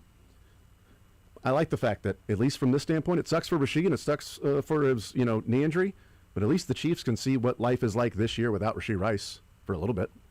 Yeah, you know what? And during these OTAs, especially since they are taking it, I'm just going to say a little easy on Xavier because you probably heard he's in the yellow non-contact jersey. So they don't want him, I mean, it's a non-contact practice in theory. Yeah. So well, real quick, as an aside, Andy said he doesn't talk about injuries. Do we know what Xavier Worthy, was it a shoulder? Yeah, I mean, they have him in there because of the shoulder. Okay. Yeah. Because, he did have surgery after the season for that. I guess maybe I already knew. Is that Jim Abbott that that we knew that? My bad. That was funny. But I think he also, maybe a little bit less well known. I believe he also had a cleanup on his ankle too at the end of the season. So, all right, so that's different. It was a little bit of both, but no, I mean that and like Jaden Hicks, I think it was sports hernia. He had the surgery on for after the season. So. Now the funny thing is that Jaden Hicks is in the non-contact jersey, and he kind of had a collision that he initiated with Nico Remigio. So it's like there's the guy in the non-contact jersey kind of getting tangled up on his own volition. Football players, man. Exactly. I think it's instinct a lot of times, right? It's just instinct. Yeah, for sure. But sorry, I got you sidetracked when you were talking about Xavier Worthy and some of those things and taking it easy and taking it slower. I mean, they're kind of taking it easy, even though he was out there. He was out there the whole time. So it wasn't like they're taking it that easy. But it's they're letting these guys kind of play without both those guys at times and everything, or at least not full strength. So you don't have Rashee out there at all. You're backing off of Xavier a little bit. So now other guys are getting chances, and and that obviously is one. It's going to help them figure out who their 4, 5, 6, 7, 8, 9 receivers are in rotation, and they got a lot of both mix of young guys and veterans that aren't household names. I mean, if you're a hardcore Chiefs fan, you're not going to know who Jason Brownlee and Jimmy Holidays are. Yeah. But if you're a casual fan, you're not going to necessarily know them. But they're all going to be in that competition for those additional spots. And and here's the other thing too. I mean, we talk about Chad O'Shea. We're talking about the coaching differences.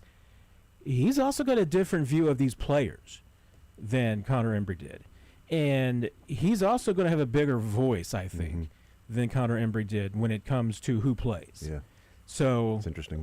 That's that's another, I think, big thing to consider is that, hey, what your wide receiver coach thinks of you this year is going to matter a lot more when it comes to getting on the field and what you're doing. It's interesting. That's a good point. Also, De Jesus is one of the players that's out there. Love Jacob De Jesus. It's De Jesus. That guy is listed at 5'7", and if he is 5'7", then I'm 6'10". He's 5'7" in stilettos. Is that what you're saying? 5'7" with the afro. Yeah, yes, that's right, and with the fish tank shoes. What's his? Nobody with the Jesus. That's right.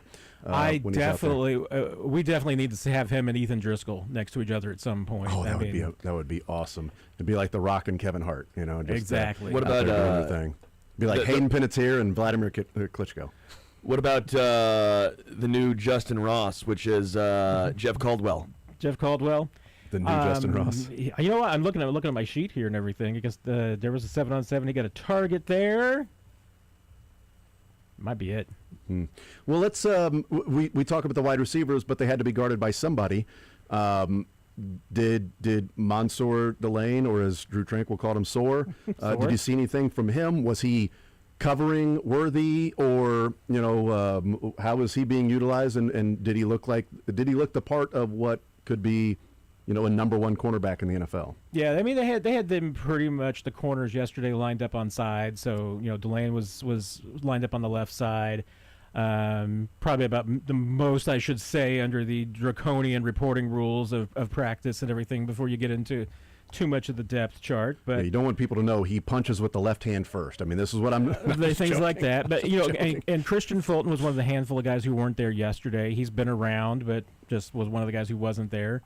Could have been anything. Could have been out sick. I mean, it's voluntary. Could have been, exactly. It's voluntary. Could have been at the dentist. You never know. Yeah, his spot is guaranteed, so he should definitely try to miss this one. Yeah, he's definitely on the team no matter what. Anyway, go ahead. But you have guys like Noah Williams and everything like that can line up on the right side and probably did. But hey, the defense overall, especially the first team defense. Now again, this is the thing that you have to take with a grain of salt. First team defense, it's going up against the first team offense, going up against Justin Fields. And it's also, remember, Justin Fields' third full-time practice with this team. I mean, he's been going through drills and everything, but this is literally just the third actual practice that the dude's had as the first team quarterback. And it was rough. I mean, him and Garrett Nussmeier handled all the work in 11-on-11 yesterday. And I mean, it was a little bit of a struggle bus for both of them. Okay. But and part of for Fields, part of it was absolutely he's going up against the first team defense, and first team defense looked good. So, yeah, I thought all the guys in the secondary. There wasn't any moment yesterday that I was like, hey, wait a minute, that guy just got toasted. The secondary as a unit, I thought looked pretty good. That's good. Because we only get certain number of videos, and that's where. The videos of some of the workouts and stuff like that, but we just have to trust the reporter's eyes and what they see when they're watching these things. And, there are guys that have opportunities to make an impact. If you are guessing right now, who would you place as a better chance of having an impact this year at the wide receiver spot? With or without Rashee Rice? It could be with Rashee Rice, without Rashee Rice, with a wide receiver signed, without a wide receiver signed, and they go into the season and say, Hoosiers, my guys are on the floor, this is our wide receiver group. Would it be Jalen Royals or Cyrus Allen? Which would you put as, I think this guy, again, it might be two different answers based on Rashee Rice, but which guy do you think has the better chance of, let's just say, playing a bigger role? On this team? My answer would be the same either way. Cyrus Allen. Okay. I think he is a more complete receiver at this point than Jalen Royals is. I mean, and this is only 3 practices we've seen Cyrus Allen. So obviously there's a lot more to go. We got to see 2 rookie minicamp appearances and now this. And honestly, I haven't seen him have a bad practice yet. I mean, in the rookie minicamp, both those days he was the best receiver on the field. Should have been, but he backed it up and proved it. And yesterday, I can't make the case that he was the best because I think Xavier Worthy had a really good day. But I tell you what, Cyrus Allen was right up there too. He had a couple of catches, one really tough catch along the sideline. Do we see him as a slot only guy, or do you see him playing a little on the outside? I can see him playing on the outside too. I mean, they've got him going in both spots. And the reason why I bring that up is because I think a lot of the draft profile, a lot of the thought was, he's going to be slot only in the NFL. He probably can't play outside. So if he can play outside, that opens up the opportunity for him, especially with Rashee Rice, if he's going to be the power slot, if you will. Yeah, no, I can see him moving around. I mean, and I haven't seen enough yet of Jalen Royals to know if he can do that.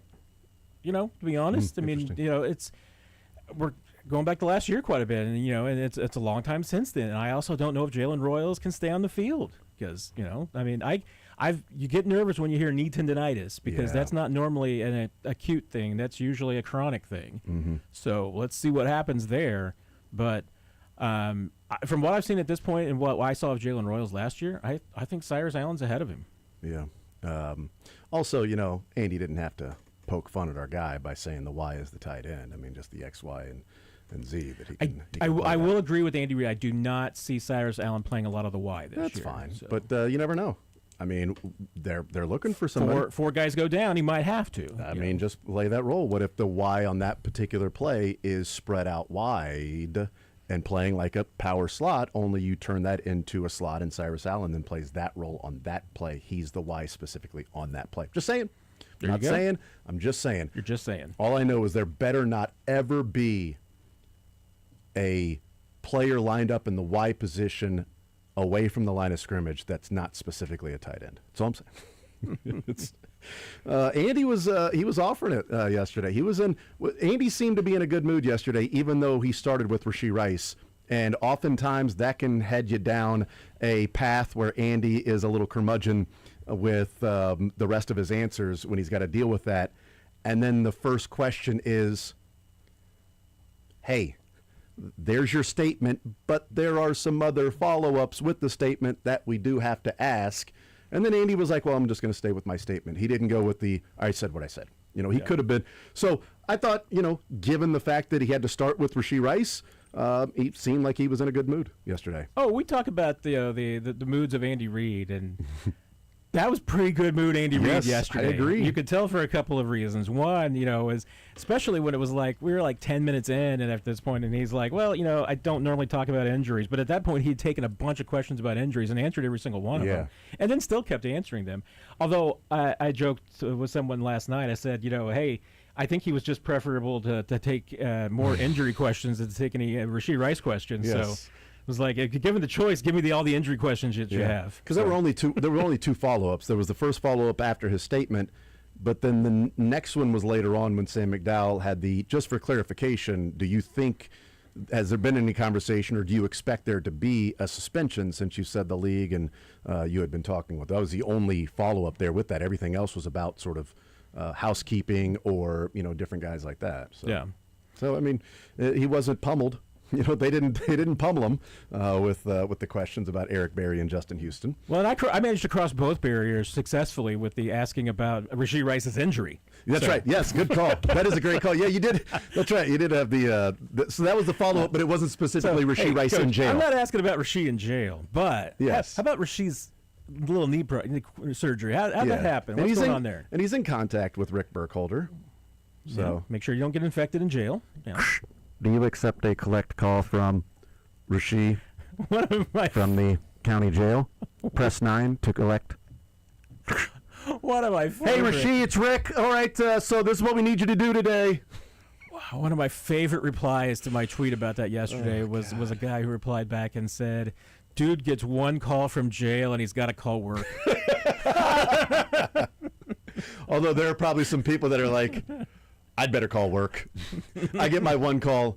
I'd better call work. I need to let them know what's going on. I'm not going to be there today, guys, or the next month. It's kind of crazy if you think about it. You only get one call. Like, what if you needed to tell, I think you get more calls after that. I think once you're actually in, I think you can have some more calls. I've seen call, what if they don't answer? Like, as a non-jail goer, is it still the one call? Is still the thing, or can you be like, can I get like a couple calls? Maybe like a Hollywood invention more than anything else. But like Jason, do you call your wife or do you call your work? I call my lawyer, and then they then call. See, I don't have a lawyer, so I don't know who I would call. But yeah, when you've been in the life I've lived, Matt, you got them on the ready, speed dial. You gotta have the retainer in place. You gotta have lawyer friends. Yeah, for sure. They're on retainer. It's all good. Now, when I call my lawyer, I would have to then go through the yellow pages to find the lawyer. One phone call. I'd like to call my lawyer. Okay, give him a call. Do you have a phone book, sir? Your contact list is different than mine. Try that. Thank you. Actually, you know what? I'm just calling Mike. You don't have my speed dial. You don't have my favorites. Sir, my one phone call. Mike's got this. Understand? You know the number. You call him. I don't need to use him. I'm going to call him. I'm using my one phone call to call my wife. You call Mike. Mike's got this. You know the number. Go ahead, sir. So, yeah, he's dealing with that. But it is a good point because the injury is a part of it, too. The injury is a sidebar to, or maybe it's the biggest one because there is no indication, and we'll take a break, but there is no indication, Matt, that the Chiefs have even, it feels like even discussed the idea of releasing Rashee Rice. No indication whatsoever from Andy Reid's words of like, oh, we've talked to him, we're aware, league's aware. So life lessons, you know? Yeah. Okay. Yeah. Life lessons. You're right, Andy. I mean, it doesn't make any sense whatsoever. I mean, you got $2 million in cap cost in the dude this year. It's spent. It's all guaranteed, so it's not like you're getting out of it in any way. So, okay, you got the sunk cost into him. Now it's like, okay, well, I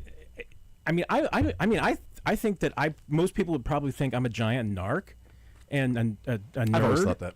And there's probably some legitimacy to that. You walk in and I immediately yell, 5-0.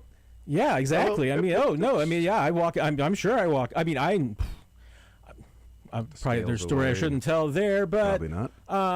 Definitely shouldn't tell that one. But let's just say that I'm a narc. Todd came and visited me in college and went to a Northwest Missouri State football game the next day, and we hung out that night, went to a couple parties, and he had his black jacket that he was wearing, and every place we showed up to, they looked at him and were like, everybody started putting the beer away. It's like, the liquor, put the beer away. He's like, no, guys, I mean, damn it. All right, well, I'm just going to go home then. But if you're the NFL and you're Roger Goodell, you already suspended the guy 6 games for getting a 30-day jail sentence. You knew he was going to serve that 30 days.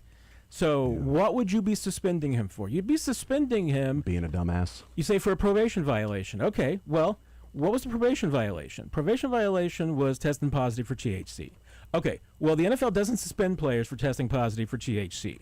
So you're talking about suspending him for something something that if any other player in the league did, you wouldn't be suspending them. Okay, well, it's for conduct detrimental to the league. That he had a parole violation. Well, now we're in a little circular logic here because now it's going to be like, okay, but again, what was the probation violation? I mean, there's only been a handful of cases that I can find where players have been quote unquote suspended for probation violations. And okay, so there were the two that I have found, one, they both predate the current CBA, so take that with a grain of salt. Yeah. And two, they both of the probation violations occurred before the NFL suspended them for the original thing that put them on probation. It's interesting. That's a detail that's worth pointing out. Yes. I mean, yeah, it's just. I mean, I think if this ends up going, if the NFL handed down suspension one, I think the NFLPA is going to dig its feet on this one, and if it went all the way to the arbitrator, I mean, you get to Judge Sue Robinson, and you go to Judge Robinson and say, hey, yeah, we want to suspend this guy for a probation violation. Well, yeah, I mean, he went to jail, but we already suspended him for that. So, I mean, it comes down to the marijuana suspension. Okay, it's THC. Well, I guess we should specify that because some people close to Rashee are making a very strong distinction between testing positive for THC and testing positive for marijuana. So, there's that. Okay. But hey, again, I'm a narc, and I'm like, he tests positive for THC. Most guys in the league are probably testing positive for THC, and you don't suspend for that anymore. So what's the big deal? I mean, you already suspended him for getting a 30-day jail sentence. He's serving it. Yeah. I mean, just wait until the next probation violation if you want to hammer him. That's a good point. We'll take a timeout on that. We'll take a timeout, and we'll come back, and on the other side, he may have violated it by now. Who knows? We continue More Zone next.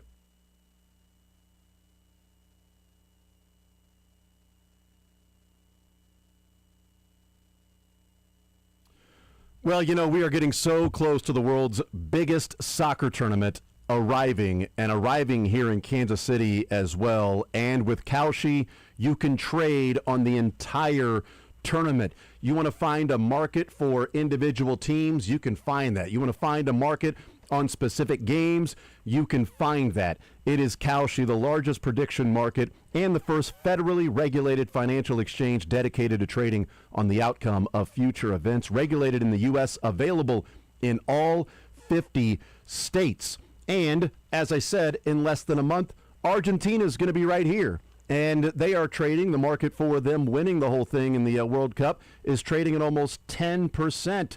That means $100 is going to pay out over $1,000. And one of the cool parts about Kalshi is trading in and out of your position as it goes along. You can mitigate the losses or you can accentuate the wins along the way. You got some, some money that you've placed on or trade with Argentina. You do that at 10%. All of a sudden, some things work in the favor. They jump up to 15%. Boom, I can trade out of that position now. And it's a nice little investment. NBA right now, Oklahoma City tomorrow night, trading at 59%. $100 is going to win you over $160, $170. The Royals tonight trading at 45%. You think they're going to go and win? Okay, you can double your money if you were to do that. You want a market? They've got the market at Kalshi. You're trading against peers in the live market. There's no house. And as the probability changes, you buy in and out of your position. And if it's a market, whether that be social, if it's commodities, if it's politics, if it's whatever it is, you can find it there at Kalshi. And for a limited time, download the Kalshi app and use code JASON810, JASON810 to get $10 when you trade 10. Kalshi, Kalshi. It's Kalshi. Trade on anything. 18 plus only. Restrictions and eligibility requirements apply. Event contract trading involves risk and may not be suitable for all investors. Prices, values, and available markets may differ from those mentioned. For more information, see kalshi.com/regulatory.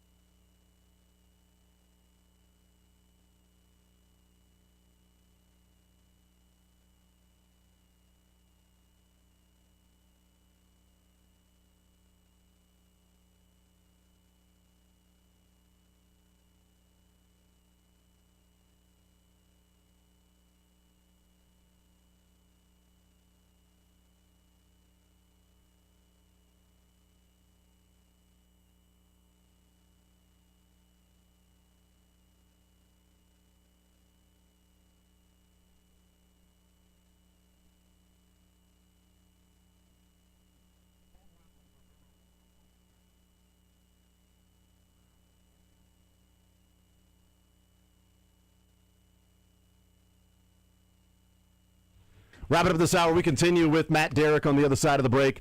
We'll keep talking some NFL football, which means not for long for this segment. Football. Mick Schaefer will join us coming up later on in the noon hour. Cuts before the show is over as well. I bet I don't even make a single cut. It's kind of like you in basketball. Just straight line. Oh, yeah. Well, especially now with my incurable... 3-point line to 3-point line. I have incurable one wing to the other ankle wing. now. One wing in the 3-point line, running back to defense on the other wing, staying on the same side of the court. Just straight line, back and forth. No cuts for you. Yeah, I've got some money that's probably not the case. Decent amount of money that's not the case. I'm a bad little boy. What? Bad little boy. What? What happened?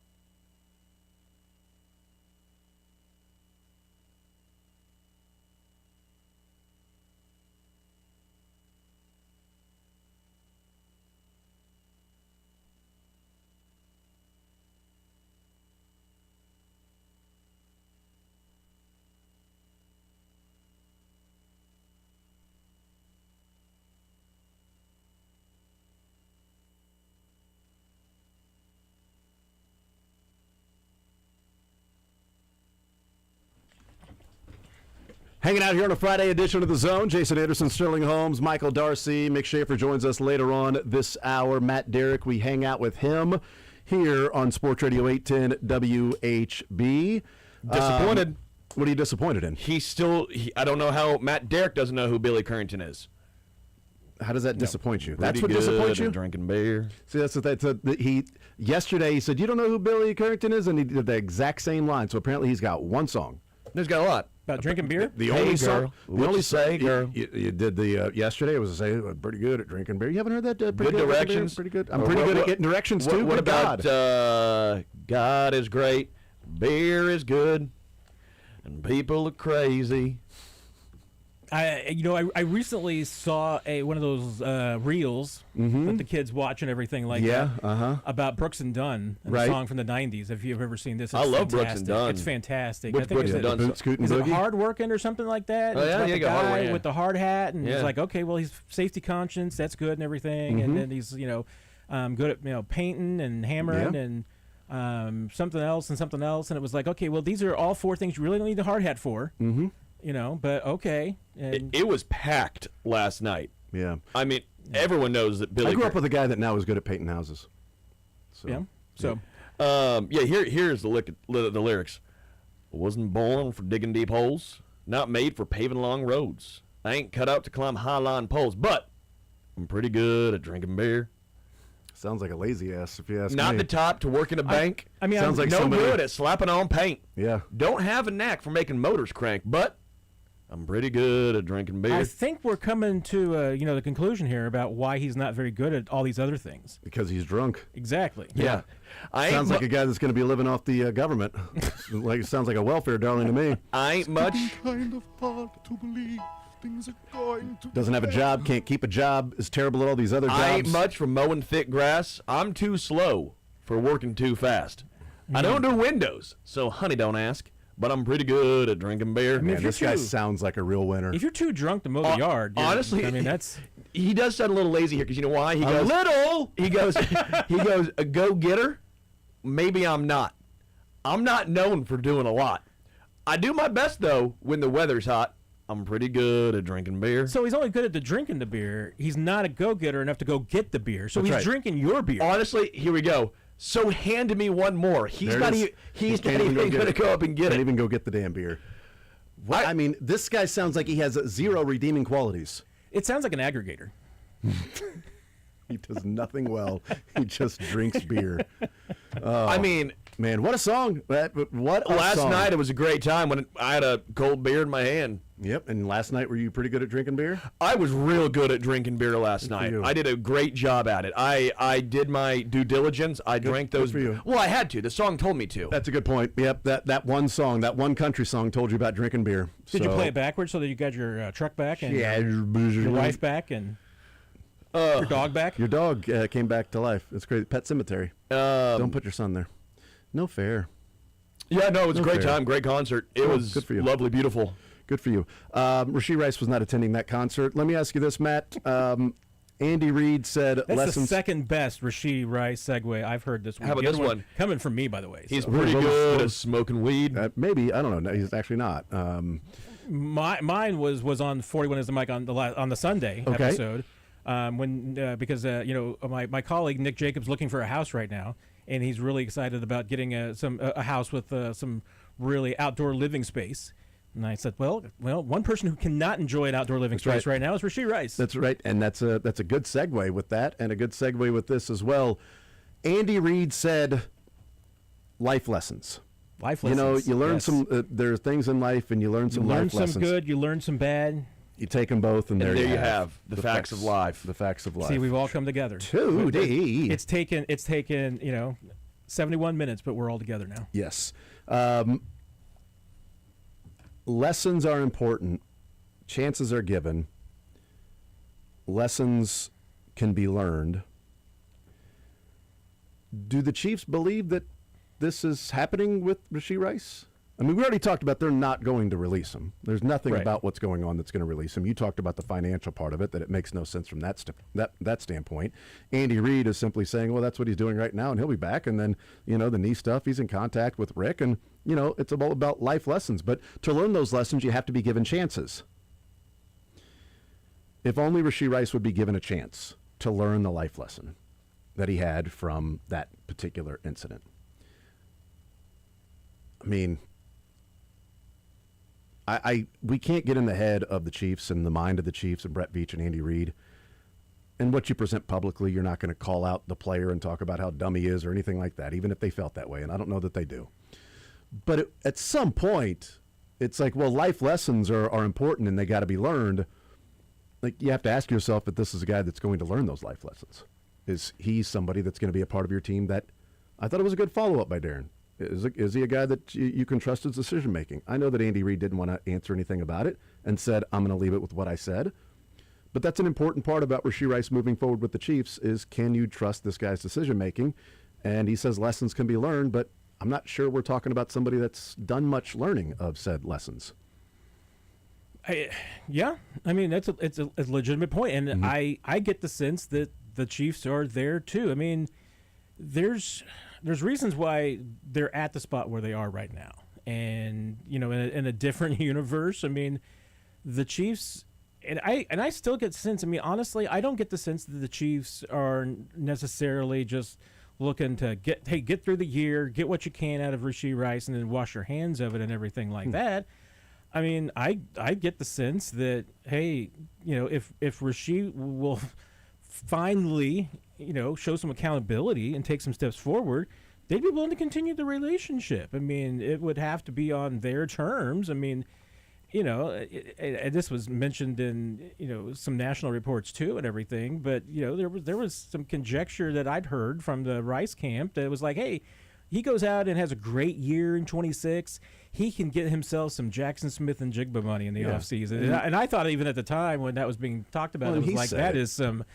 I mean, I he guess said it on was, the Twitch stream of like, I'm looking for JSN money. I'm like, well, then you need to keep looking. I mean, then somewhere. I definitely need a little bit of what he's been on. Yes. Because that will definitely make me feel good. Yeah.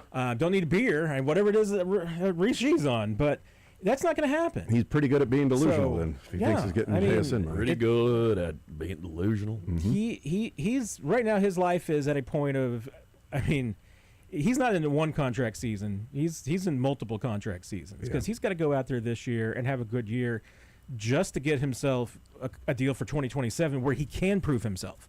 He's got to prove himself at least 2 or 3 times. Yeah. I don't know what it would be, or I guess the level of it would matter, but do you think the Chiefs with Rashee Rice, because as you said, it's $2 million. It's not like they would be gaining a whole lot by releasing him.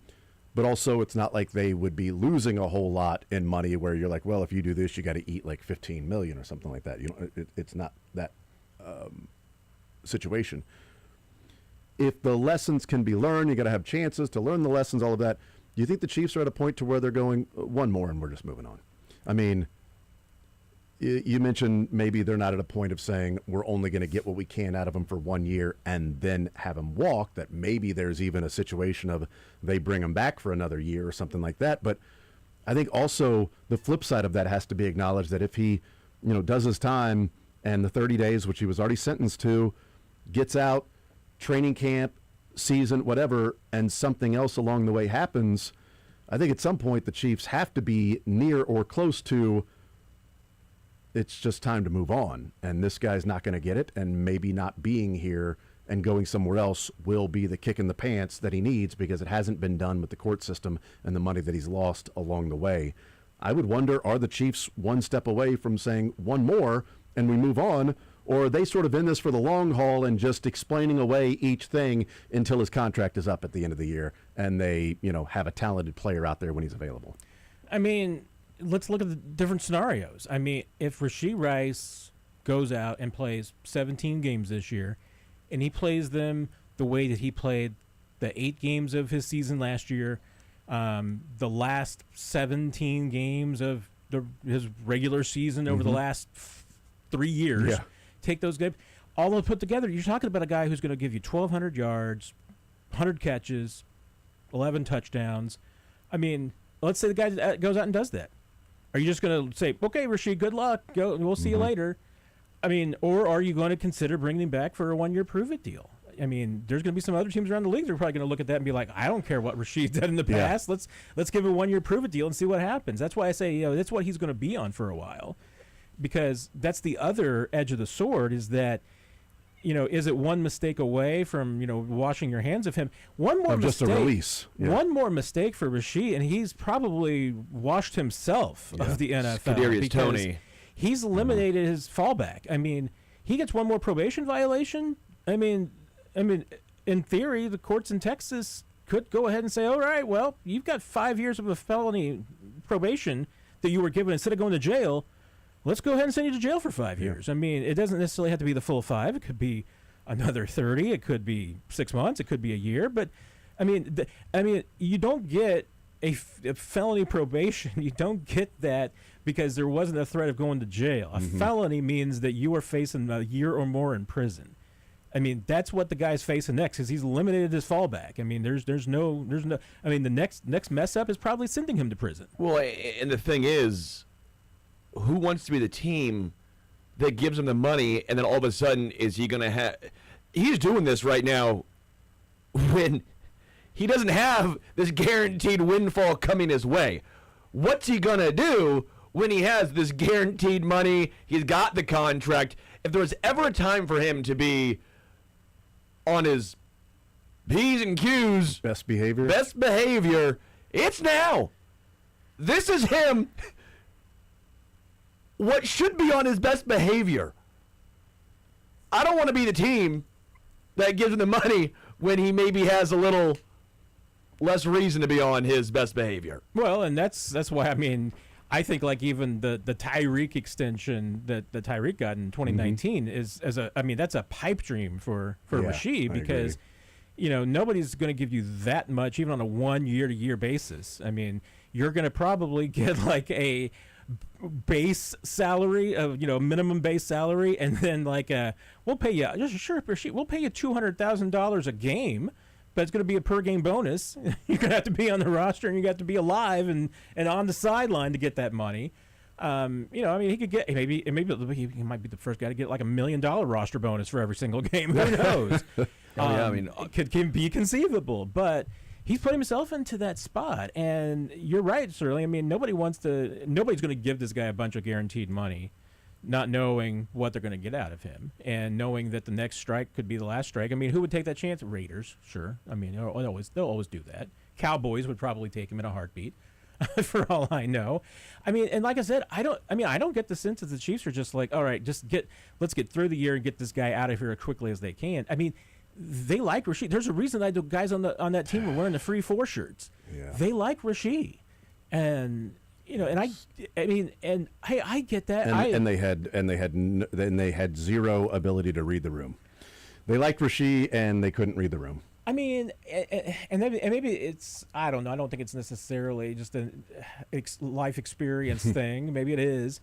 I mean, I have friends that have gone to jail and prison and everything, and because you're a narc, you're the one that put them there. I'm a narc. I probably put them there and everything, and I mean, and some of them are really nice people that just like got into bad circumstances and everything. It happens. And Rashid clearly has some problems. I mean, there's accountability issues there. There's responsibility issues. I mean, he's completely and totally failed to live up to his responsibilities. Yeah. So that's a legitimate concern.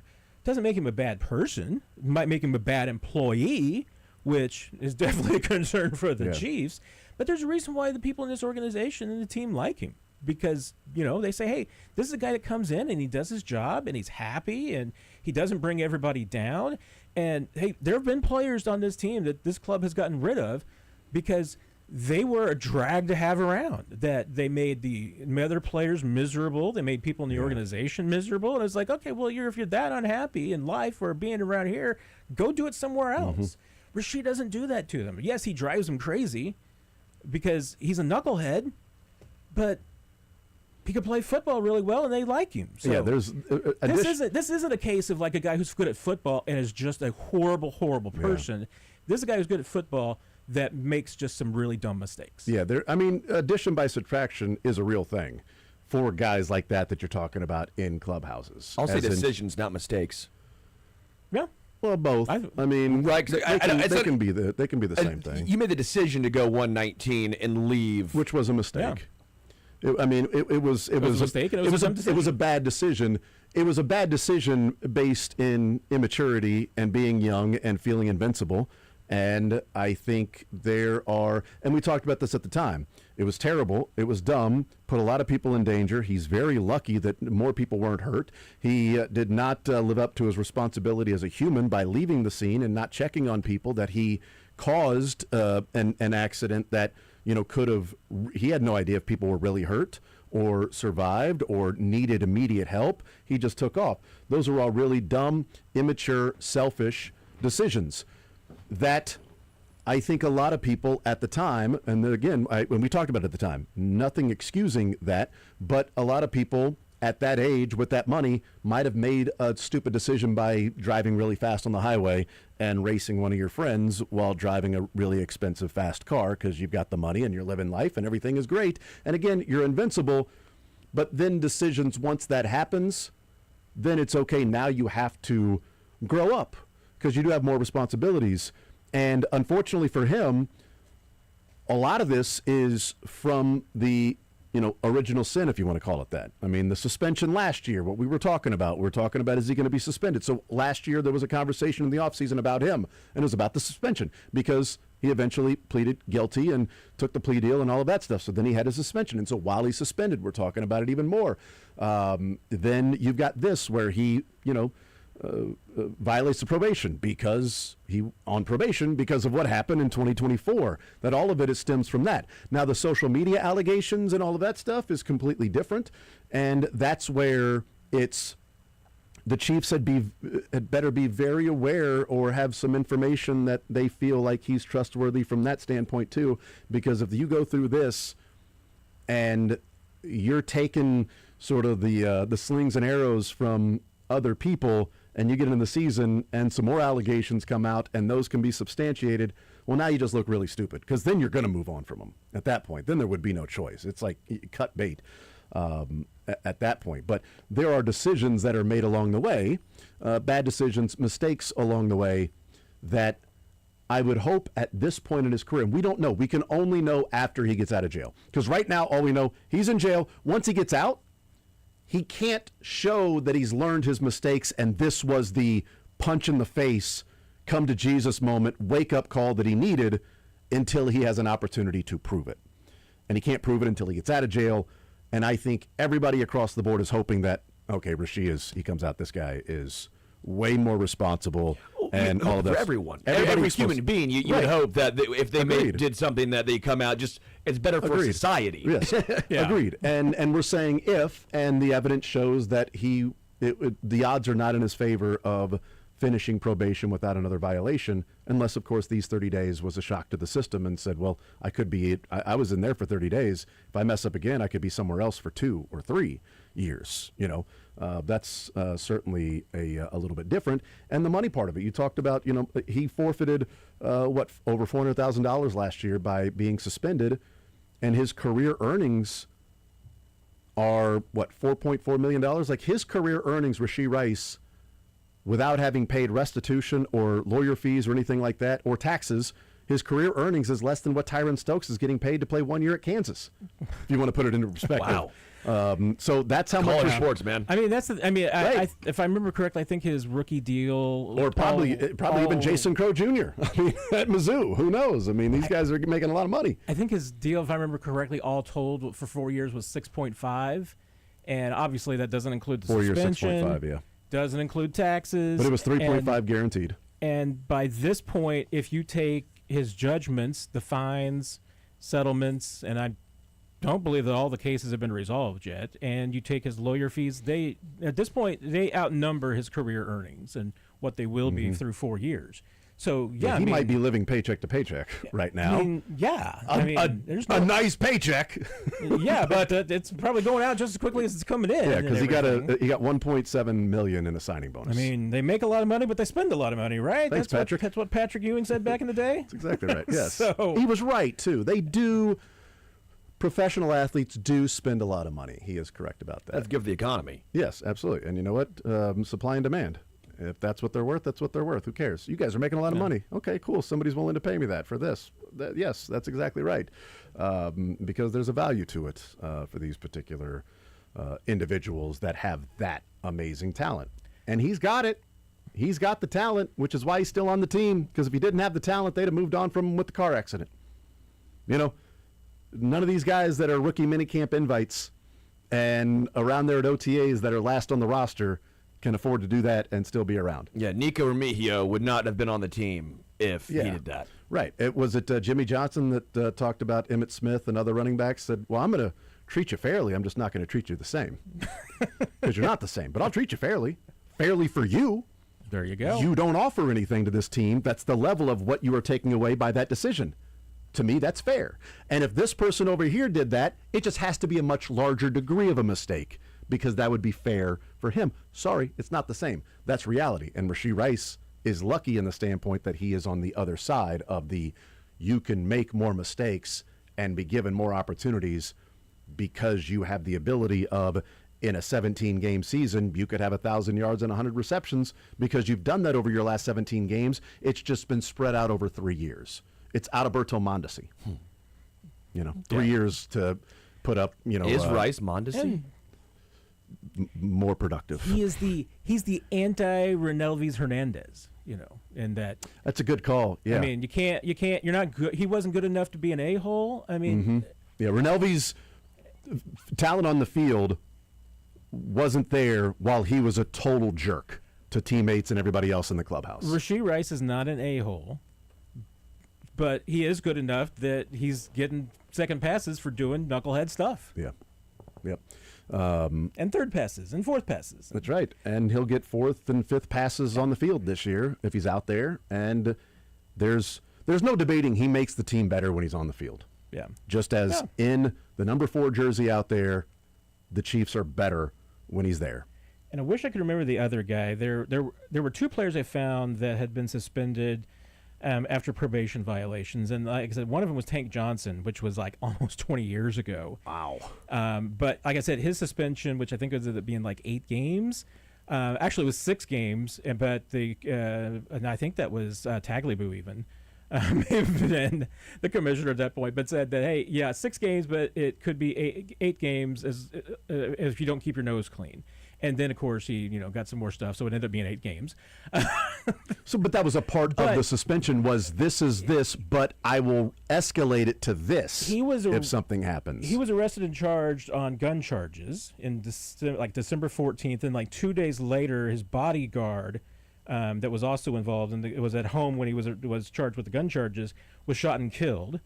And then later, like it was in like March, his probation violation was that he had like 6 guns in his house, So, I mean, the more equivalent would be like, hey, if Rashee were pulled over for going 120 miles an hour. That's a good point. A THC positive test, not quite the same. Yeah, especially a THC positive if he's pulled over for going that fast. You combine those. Now it's like, all right, dude. Yeah. And then I think the other one, I wish I could remember, his last name was Lloyd. I'm trying to remember his first name. Was a receiver for Christmas Lloyd? I don't know. Lloyd Christmas? It was maybe the Colts, the Vikings. I'm having a lot of names going through my head right now. Yeah. I'm getting old. But I think he was on probation for DUI. He fell asleep in his car while driving and everything. And then he got a parole violation and went to jail for like 60 days because he was pulled over, or he tested positive for alcohol drinking. So, yeah, I mean, that's much more equivalent, but that guy got 2 games. And that was for both the original incident and the violation, the probation violation. So, probation violations in the past haven't drawn that big of a penalty. So I think Goodell's going to have a hard time if he tries to impose a hard penalty on this, especially because, as we circle back to the very beginning of it, NFL doesn't penalize for testing positive for THC. What's up next for the Chiefs? Is next week the same thing that we just saw this week? Anything different that you expect from next week? Same thing. 3 days of OTAs practices. It'll be the last one since they cut a week out this year. Oh, that's right. So instead of 10 workouts in that final OTA week of 4 practices, be nothing. They'll just go straight to the mandatory minicamp after that. So we've got 3 OTAs next week. What is it? Monday, Tuesday, Wednesday. Monday, Tuesday, Wednesday. Yeah. Supposed to hear from assistant coaches. So I'm hoping, in addition to the coordinators, that we'll hear from some of the new guys like Chad O'Shea, like DeMarco Murray. Yeah. Doubt we'll hear from Dave Merritt, but you never know. Yeah, so. I would doubt that too. I really I want to hear from Spags because I want to hear Spags talk about our Mason Thomas specifically. That's it. I want to hear Spags talk about our Mason Thomas.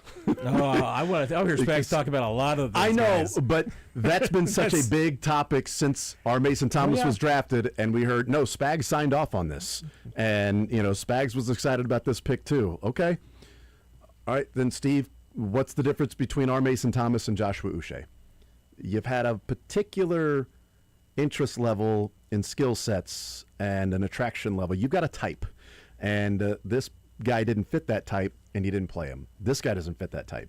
So why do we expect this guy will be played? So even George Karlaftis saying, well, his body type is not something we've had around here, and that's absolutely true. So Except for Josh O'Shea. Josh Uche, yes. His body type is not somebody we've had around here that plays. I'll put in parentheses for George Karlaftis. So looking forward to hearing from that. But the assistant coaches, that'll be interesting next week.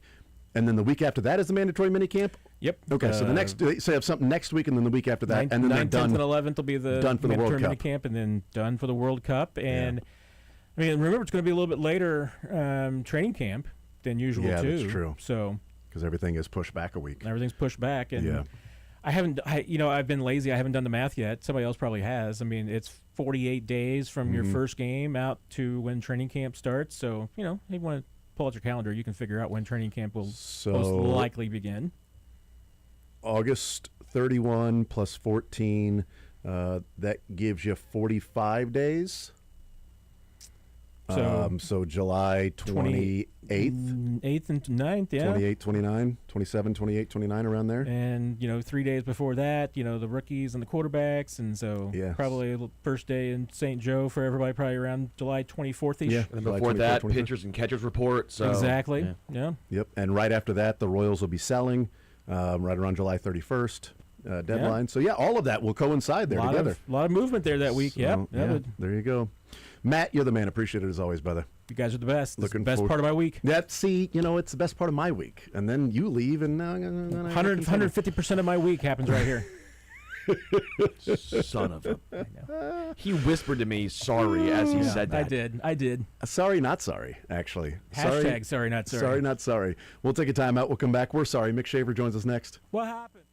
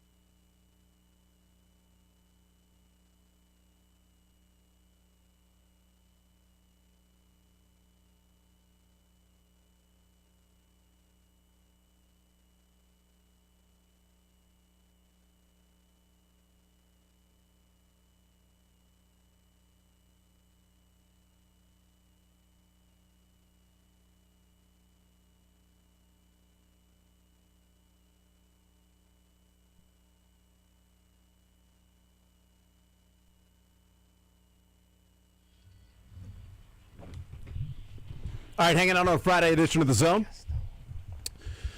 KU on ESPN Kansas City. What's the score? We have a score yet? I don't know the scorer right now. 2-0, Kansas on top. Let's go. Take that, Northeastern Huskies. Yeah, Go Huskies. back to Boston with your Parks. How about come up with a different mascot in the northeast part of the country than Huskies? Yeah, exactly. Oh, what's UConn? Huskies? Okay, we'll be the Huskies then too, because screw them. Who was the first Husky? I don't know. Not sure. But good on you for getting to the NCAA. That's exactly right. That's cool. Small school. That is cool that you made it, though. In the Northeast, not a lot of great baseball players. 100%. In all seriousness, that is cool that they're there. You are. I'm rooting for the Huskies. Yeah. Dan Fitzgerald called them. Well, I think he was right on the first two, or was close enough. He's like, we got the best 2 seed, the best 3 seed here, and the best 4 seed. Now I don't know about that. They're like 80th in the RPI, but they did a rough regional. They did get a rough regional. They got a rough regional. Yeah, and it's not just KU fans that typically say that about any bracket that comes out. Oh my God, we got screwed in this bracket. Although they got a the 15th 1 seed to play, according to the numbers and the rankings. They're one of the worst 1 seeds they're playing. So you would expect that you'd have some pretty good 2s and some pretty good 3s. But yeah, that Missouri State and Arkansas matchup comes up after that game there in the Lawrence Regional. Hopefully, this rain is all over the place. It's just spotty. Yeah, I think it's supposed to clear out a little bit for the rest of the afternoon and then be spotty late afternoon, early evening. UCM is getting things underway right now against Tarleton State, starting their College World Series Division II. So they are down to 8 teams in the D2 World Series. And UCM getting it started after playing in the championship series last year. I thought they were UT Tyler today, are they not? Is it Tarleton State? I thought it was Tarleton State. When's Mizzou play? When San Francisco fires their manager, and they hire him. Well, I think they fired their hitting coach, right? So that's like the last guy to go before they make the managerial change. But they got to win in the tournament. Oh, so then Q's safe for a long time. Well, yeah, that's for a long time's a year. Yeah, because Zumwalt's still there. They're slow planning the Zumwalt firing. Yes. By the way, when TV gets let go, and that's why Mizzou, brought their coach back for another year, because you don't want to sign. You don't want to go out and get somebody for 2 or 3 years, and then Vitello get released in San Francisco, and then not be able to hire him. So you just want to make sure that you plan this accordingly. You 1-year contract this thing until Vitello and the Giants decide to part ways, and then he comes back to Mizzou. That's my plan. Isn't it obvious for all the great high school baseball we've seen here, for JUCO, for D2 UCM, for KU, isn't it obvious that JUCO just recruits the KC kids, and then Kansas just recruits the guys from Johnson County and from UCM, and then the Royals only draft Jayhawks? It's simple. It's all right here. Why would they not do that? Or Mules. Hawks and Mules. Or go straight from JCCC into the draft. Just go and do that, man. Surprised. Are you though? And I shouldn't be that Zumwalt was not let go yesterday. With an off day? A terrible homestand. The offense sucks. You've got an off day. You're getting ready to start a road trip. It never happens as quickly as you think it should in no, baseball. That should have happened last year. It's going to marinate. So you're saying we've already exceeded. It should have happened last year. I feel like they said marinate for 6 hours, and I think we've 24. I think it's still in the fridge, just marinating. I think we're past that. We're really making sure this thing is going to be flavorful. You go, what's that smell? And you're like, oh, we forgot about that for 3 years. It's somehow still in here. What's that smell? It's the offense, and we totally forgot about the guy who's in charge of it. I'm surprised, though. I honestly thought we were going to get news of at least a shake him. Like, he's been reassigned. Good time. They're going on a long roadie. To answer the questions for a week and a half. It made a lot of sense. We might have forgotten about him by then. And somehow they're just sitting here like, oh, shoot. Yep. We heard this radio guy just now. We should have done that. Can we go back to Thursday? That would have been. I'm old enough to remember when Alex Zumwalt was going to be the savior, right? He was the Chad O'Shea, okay? So I'm taking note of all of our Chad O'Shea love right now. Well, that's the problem. They hired a wide receiver coach to be their hitting coach. That was it. Yes. That doesn't seem to make a lot of sense. It was the equivalent of Chad O'Shea. That's like hiring a wide receiver. We told ourselves a tale that Alex Zumwalt. Oh, okay, this guy's that's deep into the analytics. Well, no, he might have a good mind. He might have a. He might role. be great, but these hitters might be trash. But at the same point, it's just the job. The job is hired to get fired. Sure, yeah. Yes. So it's a lot like hiring a wide receiver to be your running backs coach. Although if we admit that's the case, shouldn't we take the high road and be like, okay, maybe it's not his fault. Maybe it's something else. Well, or do we just say he should be gone? Yeah, because I don't know that solves any. But here's what I would say to that, and I shows you care. No, I'm typically in agreement with you, Mick, in that. Okay, so you fired this guy, you brought in somebody else. It's like, okay, your car broke down. And you're like, it's the water pump, and you went and got a new water pump, and you're like, it's not starting. They sold me a bad water pump. So then you go and get a new water pump, and you're like, it's still not starting. The cup holders. Yeah, it's still not starting. I need to go and get it. And you take it back. Like, sir, these are back-to-back faulty water pumps because my car is not starting when I'm putting this in there. Well, maybe try something different. I don't know. So I typically agree with you on that, except for it's your carburetor. Nope, it's always the carburetor. It's ball bearings. When they cleaned house, it's a truck operator. When they cleaned house with Cal Eldred and the pitching staff and the pitching coaches, they got rid of all of that and they started fresh with guys from different organizations, and the pitching development and major league success has been just night and day. So we also could have said with Cal Eldred that, well, maybe it's just the players suck, and maybe the minor league guys aren't any good. And then they got rid of that. They reassigned some guys, reinvested in the pitching, and now they're one of the better organizations at developing the pitching.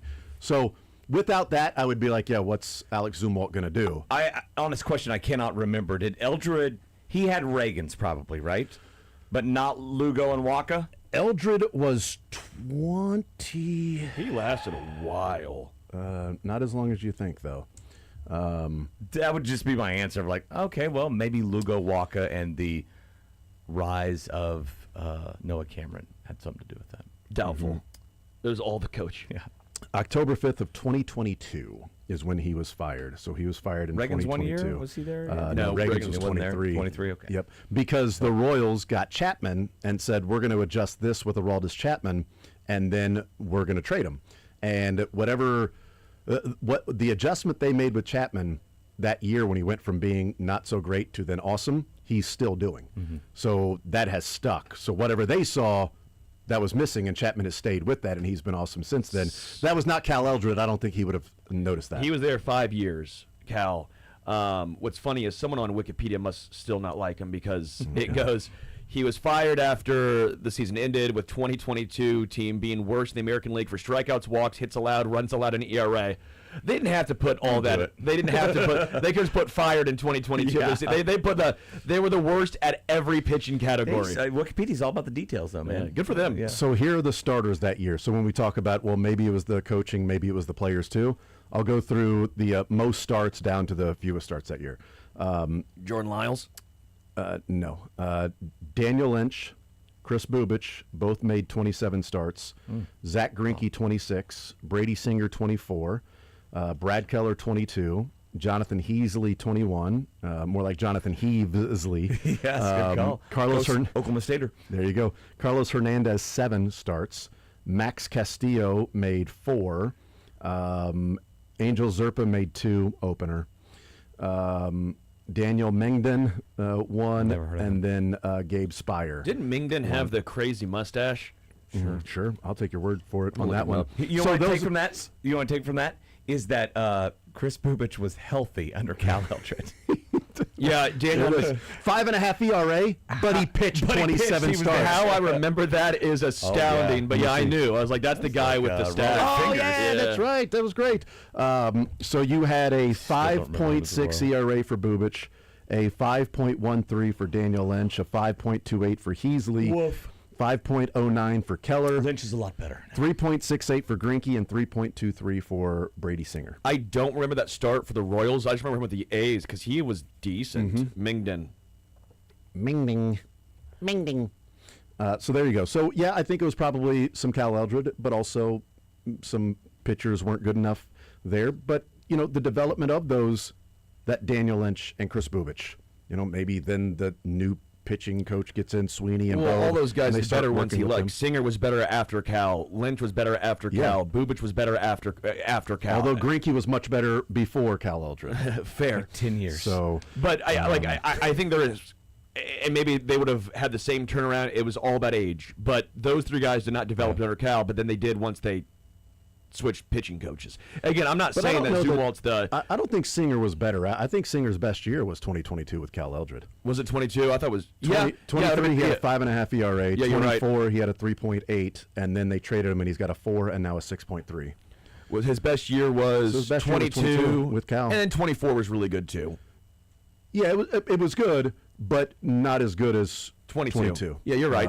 So he had That's one fair. good year with Cal Eldred, and he had one good year with the new pitching coaches too. He has been bad this year for the Reds with his 6.3 ERA. Somehow the Royals won the trade by India just simply not playing. He doesn't have a negative .4 WAR like Brady Singer does. Yeah. But true. I think, at the major league level, these guys are there for a reason. They know how to hit. They know how to pitch. They've been doing this for a long time. They were absolute pros at it. It's all about approach, right? It's all about, okay, this is how we're going to attack this pitcher this day, and vice versa with the hitters and your pitcher on the mound, and whatever's occurred has not been maximized. But when the guy's in the box, he's got to make the decisions. He's got to be up there to swing and not swing and actually hit the ball when he does. But I prefer to just blame a person. That way it makes it feel like we have control over our and a faceless lives. person, a guy you don't see much. Yeah. I don't want to see. I don't want to. If he's a family, it's going to be crushing. But it's not going to. It's not going to fix it. But I think it would be a message that this isn't acceptable. Correct. That's what it is. Yes, the players have to go and perform, but this isn't acceptable. The players for the Chiefs have to go and perform, but everybody was pumped that Embry was fired and Pinkston and whoever else on the team, and they moved on from them because, well, maybe it's the coaching, because I guess we won't know until you replace the coaching. So maybe Chad O'Shea has these guys, going to be in ship shape, and it's going to be great. Or maybe Chad O'Shea is like, damn, I feel bad for Connor Embry because I can't get through to him either. And he couldn't. And I'm dealing with this and that. And maybe it's just the players and not necessarily the coaching. So we'll find out with some of those things this year with the coaching. But we won't know about the hitting until they make the decision. Just as we all knew that the pitching staff was bad and it was time to move on from Eldred, I didn't think it would be this quick and stark from that to what we're seeing with the pitching staff. And also developing a Noah Cameron and what Stephen Kolek has done with the Royals, and having Avila, those hopefully. different options. Yeah, Avila as well. What Bergert could have been before the injury, and hopefully a Ben Kudrna, when he returns from injury, this year would have been an ETA for him. Unfortunately, with the injury, so maybe next year you're looking at a major league debut for Ben Kudrna if he stays healthy. But that development, and then the guys on the mound to where you're getting Michael Wacha, whatever's going on with him, in every single outing. Seth Lugo had a Cy Young, season a couple of years ago, and last year hit a wall. And Cole Reagans was amazing a couple of years ago, your first year in the system with the coaching staff, and now he hasn't been able to remain healthy since then. So they've seen developments. They've seen Daniel Lynch as a reliever, not a starter. So how do you develop that and get the most out of him? That's been great. It has been a process along the way, but I think it's more of a statement that what's going on is not good enough, and this is the guy that just has to be the sacrificial lamb. I don't know that firing Zumwalt's going to result in 8 runs a game for the Royals. Here you go. Take that, Hawaiian Brothers. Nothing like that. Or just go out and sign to Hawaiian Brothers and see if they can come in. And are they big and strong? Yes. That's the deal now. Let's go Just approach gotta it of like we want big bashers at every position. They I can't don't hit care if lefties. Can't do it. Yeah, so don't get Serrano because he can't hit breaking balls. You telling me Jesus Christ can't hit a curveball? Let's not start a holy war here. They should do the Johnson County Community College baseball team approach. Yes. They were like, we would go out to Grand Junction and we would lose because we had teams built to win like 3-2 games. And we would put the ball in play, yada, yada. We get pitching. No, you're in the Rocky Mountains. Let's hit the ball. You got to score 12 runs a game to win out there. So they went out and recruited guys that could just mash. Yeah, it's smart, and they have mashed this year. We started the show talking about. I'm like, when your number 6 hitter comes up and it says batting average 395, home runs 26. That's different. That's a different lineup when the 6 hitter. And then the 7th guy comes up and he's committed to Florida State as a freshman, and he hits a grand slam like 2 nights ago. We'll take a time out, come back, continue rolling. More Zone next.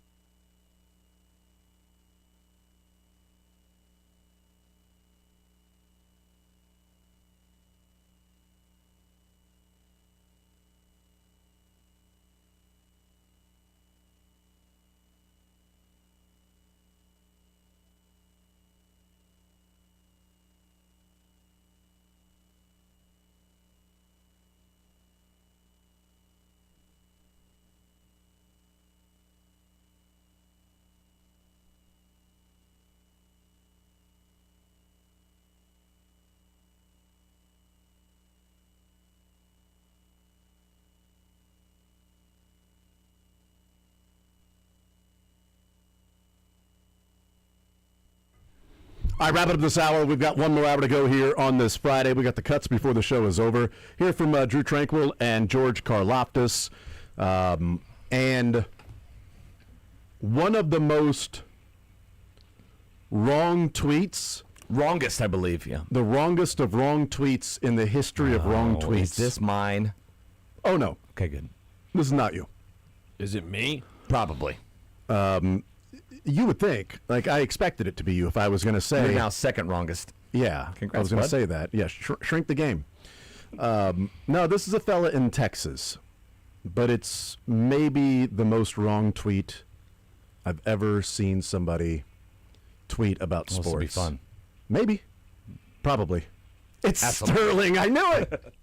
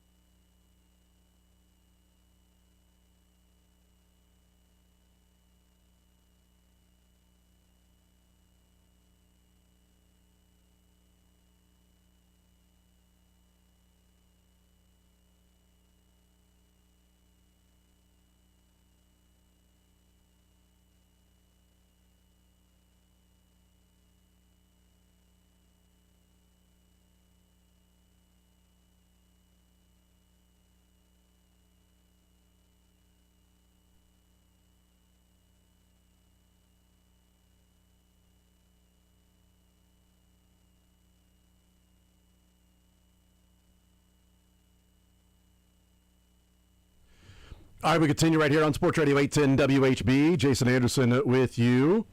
Sterling Holmes, Michael Darcy, Mick Schaefer, presented by Advent Health Sports Park at Blue Hawk. Jules' birthday party this weekend there. For real? Nope. But it is a party literally this going to be weekend. there Saturday and Sunday. I know, but it is a party this weekend, but not there. Because we're having a Mick's pool gonna be party. there. Yeah, having a pool party. She got against Blue Hawk. We're having a pool My God, party. Jules. We're having a pool party.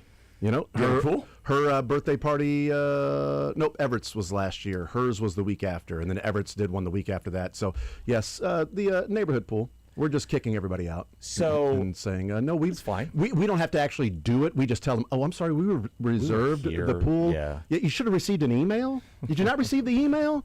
You should have received the email. Sorry about that. We'll see you tomorrow, though.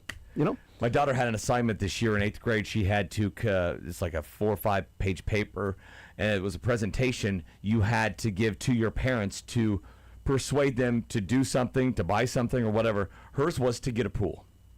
Guess what was not mentioned through 5 pages of this report? The price. The price. Yeah, the price. What was it? Was like great bonding chance for the family. True. So true, Avery. What's that price on there? No, but seriously though, you can invite friends over as well, and you can congregate. You're exactly right. True. Yes, and it's healthy and exercise. True. Very true. What's the price on that? Man, have I got to like the family can come over. I'll walk it. I'll take care of it. I'll feed it. Exactly. I'll take it to the restroom outside. Except instead of a pet, it's like 100 times that. Yes, and the money, 100 times. Well, 1,000 times the money. But did you think about it? Did she sway you? I took the paper, I smiled at her, and I crumpled it up. I threw it at her dumb face. I actually believe that. I hope you Because did. again, negative reinforcement's key. I hope you did. She needs to learn. Yes. To any parents she has in the future to not pull that same crap. Parent in the future. So do we want to hear the wrongest tweet of tweets that were ever wrong? Can't wait. In the history of Was it tweeting? mixed replies? Nope. No, those are good too. Those are just dumb people that don't get jokes. So this comes from a fellow named Danny W. Goodwin, who's got about 10,000 followers. He lives in Texas. DWG. He tweets out yesterday. What is this topic? Prepare me here. I'll just let you know. You'll hear the tweet. Fluff me. No? Okay. Okay, I'm prepped. I think we're going to go right in with this. Are you fluffed? I'm fluffy. Okay, here we go. All over. Danny Goodwin writes, basketball is the only sport. Well, so far, I don't see anything wrong with this. Okay. Well, if he puts a period there, that is dumb. It's not the only sport. Period. End of tweet. No. Basketball is the only sport where people care who the ref is. No football fan is like, Ron Torbert's on the call tonight. We are bleeped. What? That was his tweet. That is the wrong. Maybe the wrongest tweet of all wrong time. tweets ever. Like his baseball for a long time. Like, oh, And even no. knew- Angel Hernandez. He even knew a white hat. Yeah, he knew Ron Torbert. And literally every week on Tuesday, people are tweeting about who the ref is going to, do his record when the Chiefs are playing. I will give him this.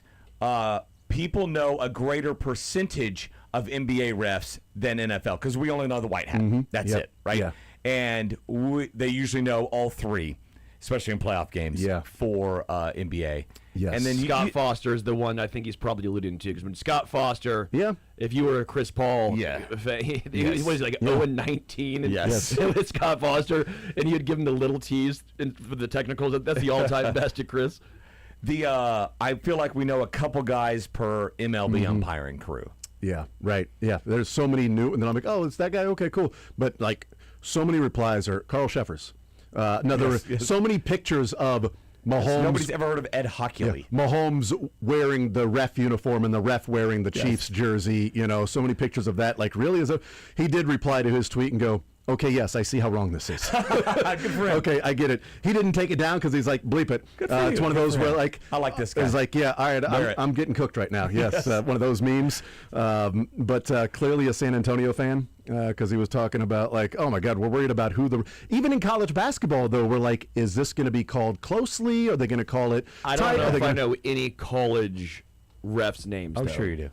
Yeah. Well, he's not doing it anymore, but I'm going to blank on his name.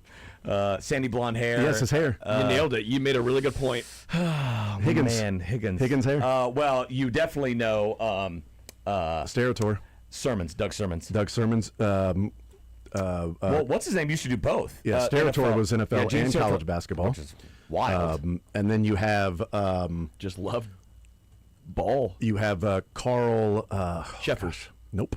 It was Carl with a K. Who's the bald guy? Does a lot of Big 12. Yeah. Can't remember. Anyway, Yeah, it's really I proving can the point. picture a lot of them, but I can picture a lot of them. Yeah, I can't remember. Like there was a guy that everybody. Well, there's the bigger dude that always does KU games, and I can't remember his name, but he's like a This built is a dude. great bit of me going, no one knows college guys. Well, I can picture them, but you don't know their I names. said Doug Sermons. Yeah.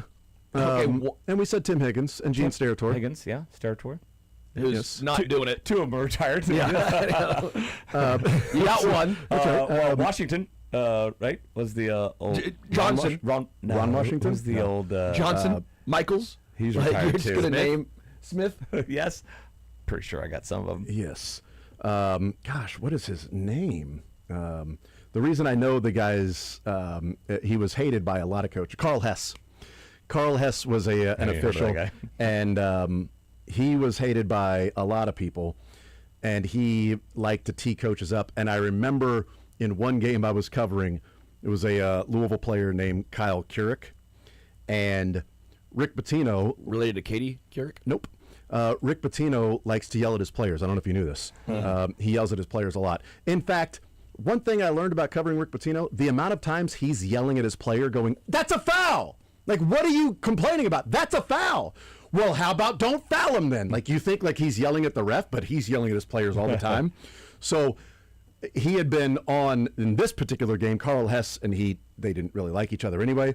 So Kyle Couric comes down and he screens something at Kyle, like, "Sorry, what's up, Kyle?" Carl Hess turns around, boop, technical. "What are you talking about?" He's like, "You're not going to talk to me like that." He goes, "I was talking to Kyle, not you, Carl. Listen up." And just the yelling back and forth there. You could hear all of it. Take it away or no? No, he stayed with the I technical. think once you give it, I don't know if you can take them away. Yeah, I mean, although Well, if you don't use it, you lose it. You're the judge, jury, executioner out there. You should be able to. Like, oh, sorry. I agree. Yeah. I totally agree with that. That if it's like, "Oh, my bad, I did not mean to do that." I'm trying to find this guy. Here it is. Everybody recognizes this guy. That guy is like in 90% of KU basketball games. Sure. That guy does that. I should probably know his name, but I don't. Anyway. So there you my go. point stands. There's the wrongest of wrong tweets ever. Yeah, I don't know about ever. Yes, it was ever. It was saying that basketball is the only one where people care about refs, and nobody in the NFL is like, "Oh my gosh, this guy's reffing the game." No, it's pretty bad. Why, do you have a more wrong one? No, but like I feel Okay, like so there's unless equal you at least. then you know what? If not that, then which one? I'll go Sir and Petro here.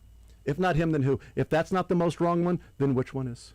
Anyone that says Joe Burrow is better than Patrick Mahomes, because those have been tweeted out.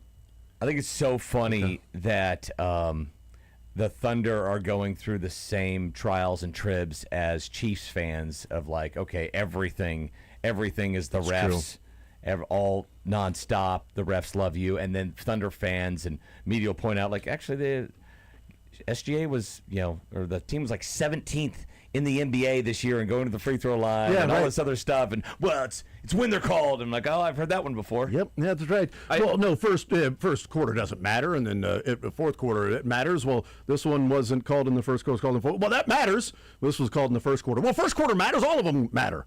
Just depends on what your argument is. The difference is, I don't think anyone's saying OKC wins because of the calls. People were saying that the Chiefs were winning because of the calls. I think everybody's saying they're winning because of the calls. They're not The saying Thunder? they're like, yeah, they're not saying like, they're not saying they're like losing by the calls. No, I've seen a lot of they win either way. I mean, they're blowing teams out. Everybody, it is all about just and it's both ways, right? Because they're a very physical team. They are very. They're not Lou getting called Dort. defense enough, and then they're flopping on Because offense. Lou Dort is out Yes. here just putting people in the torture chamber. Yeah, and you definitely want him going 1 of 7 from the three-point line in a closeout game. Was it? That was 1 of 9. Maybe. Did it end up being 1 of 9? Because I think in the third quarter when I stopped watching, he was 1 of 7. Yeah, at that 1 point. of 9. Yeah, anytime you can get Lou Dort to shoot 9 threes, that's what you want. You want to do that. Well, if SGA didn't have a complete all-time no-show, yeah, that was wild in that particular game, so that was a rough one. And also, like, I think there's a difference between flopping and fading away, and your foot hits the ground, and then you slide backwards on your butt. Because flopping would be like you shoot it and he doesn't touch you, and then you sort of wave your hand in the air and flail a little bit. Versus there was one, they're like, oh my God, he hits the ground again, and he's dribbling to his left, he pulls up and he's fading away. The guy's in his face, so he's got to hold it a longer time. And when he shoots it, he's already leaning backwards. His foot hits the floor, and you do one of those things where you just slide backwards on the floor. Looking for a foul. But he didn't look flopping too. But he didn't look for the foul. Well, I mean, he slid doing backwards. I mean, he could catch himself and land just fine. Maybe. When you practice fadeaways, you don't land and do that. But also when you practice fadeaways, you're probably not practicing fadeaways at that level to that extreme with the guy in your face to where you're having to fade away if it was even like more. one time, but he does do it. I don't disagree. A lot. And not everybody does. They land and they fall. They land and they fall. But I think there's a difference of landing and falling and looking around versus landing and sort of as you're falling back, you sort of do that, push off and the floor and you slide a little bit and then you get up and run the other. If he did that while looking around for the foul, it'd be like, all right, that's a flop. That's looking for it. This one was, all right, it's just easier for me just to slide on the floor. I don't look at that as flopping.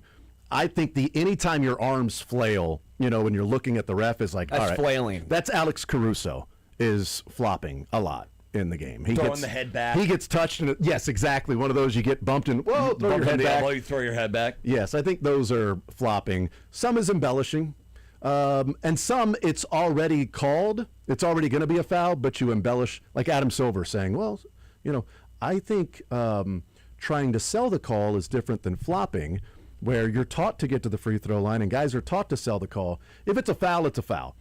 To me, flopping is you weren't fouled, but you're going to some large degree to show that I actually was fouled and you get the call. I don't like whatever the terms for all of them. I don't like them. I know. Yeah, I'm with you. And it's, back in the day, like, no blood, no foul, right? Well, technically, they called fouls.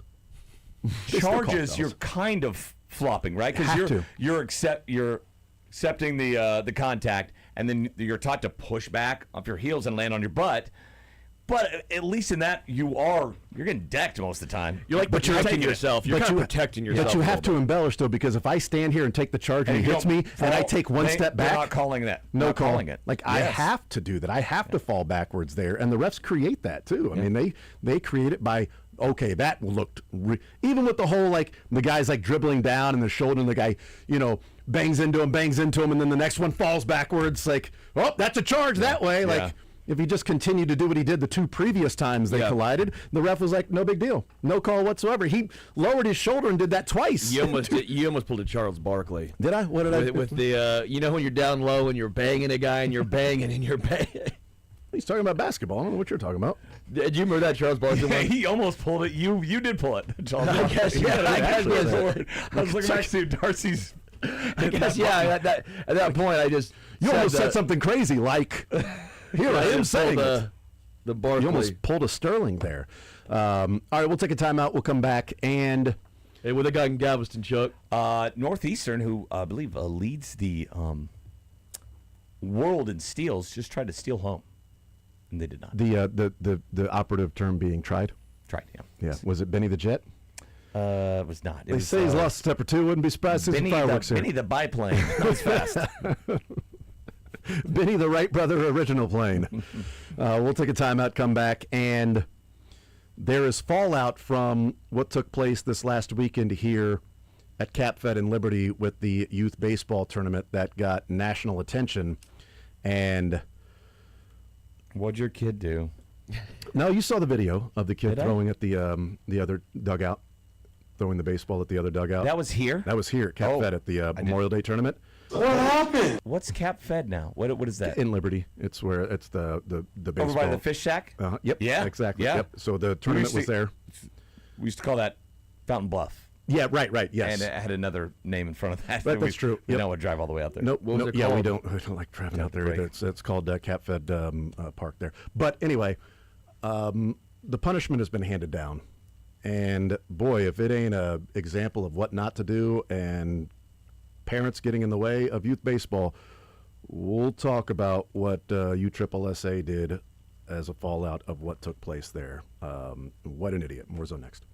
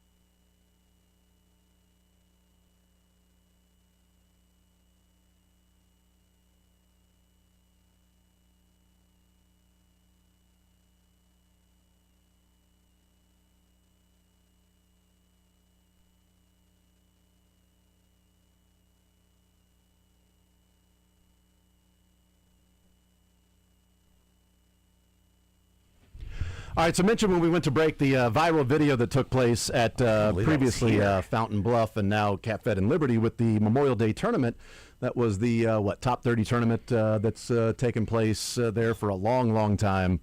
Memorial So these Day. are good teams. These are good teams, best teams from around the Midwest. We had 30 teams in the 10U division, and there were 3 from Kansas City.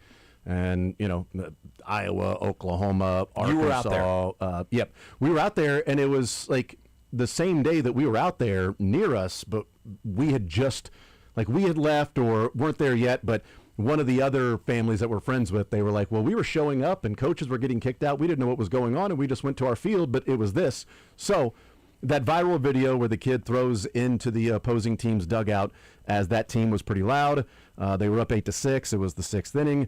Close game, too. It was an Oklahoma team and a team from Nebraska. Oklahoma 11U, and Nebraska Elite 11U. The coach, Michael Riles, has been suspended by USSSA for life. Whoa! For life. For life. Wow. For I guess life. you could say he was riled up. Yes. Could say that. You could say that. I wouldn't, I don't but you could suggest say that. Two people said the incident took place after the team from Nebraska grew loud and boisterous. The team took them out in the 6th in the final inning. One of the 2 people associated with the team said one of the players sent an apology to the coach of the Nebraska team, saying our athletes and our parents were 100% blindsided when Michael instructed his son to do what he did. We left the park immediately after the game, and we are no longer associated with the coach, and we never will be. This is what sucks for the son, because the dad tells his 11-year-old to throw that way. The kid has been suspended 5 years. No way. 5 years. That's unfair. I agree with that. Yeah, the dad's the one. Suspended for life, yeah, get him out. You told an 11-year-old kid to throw into the dugout of another team because they were loud and cheering on their team.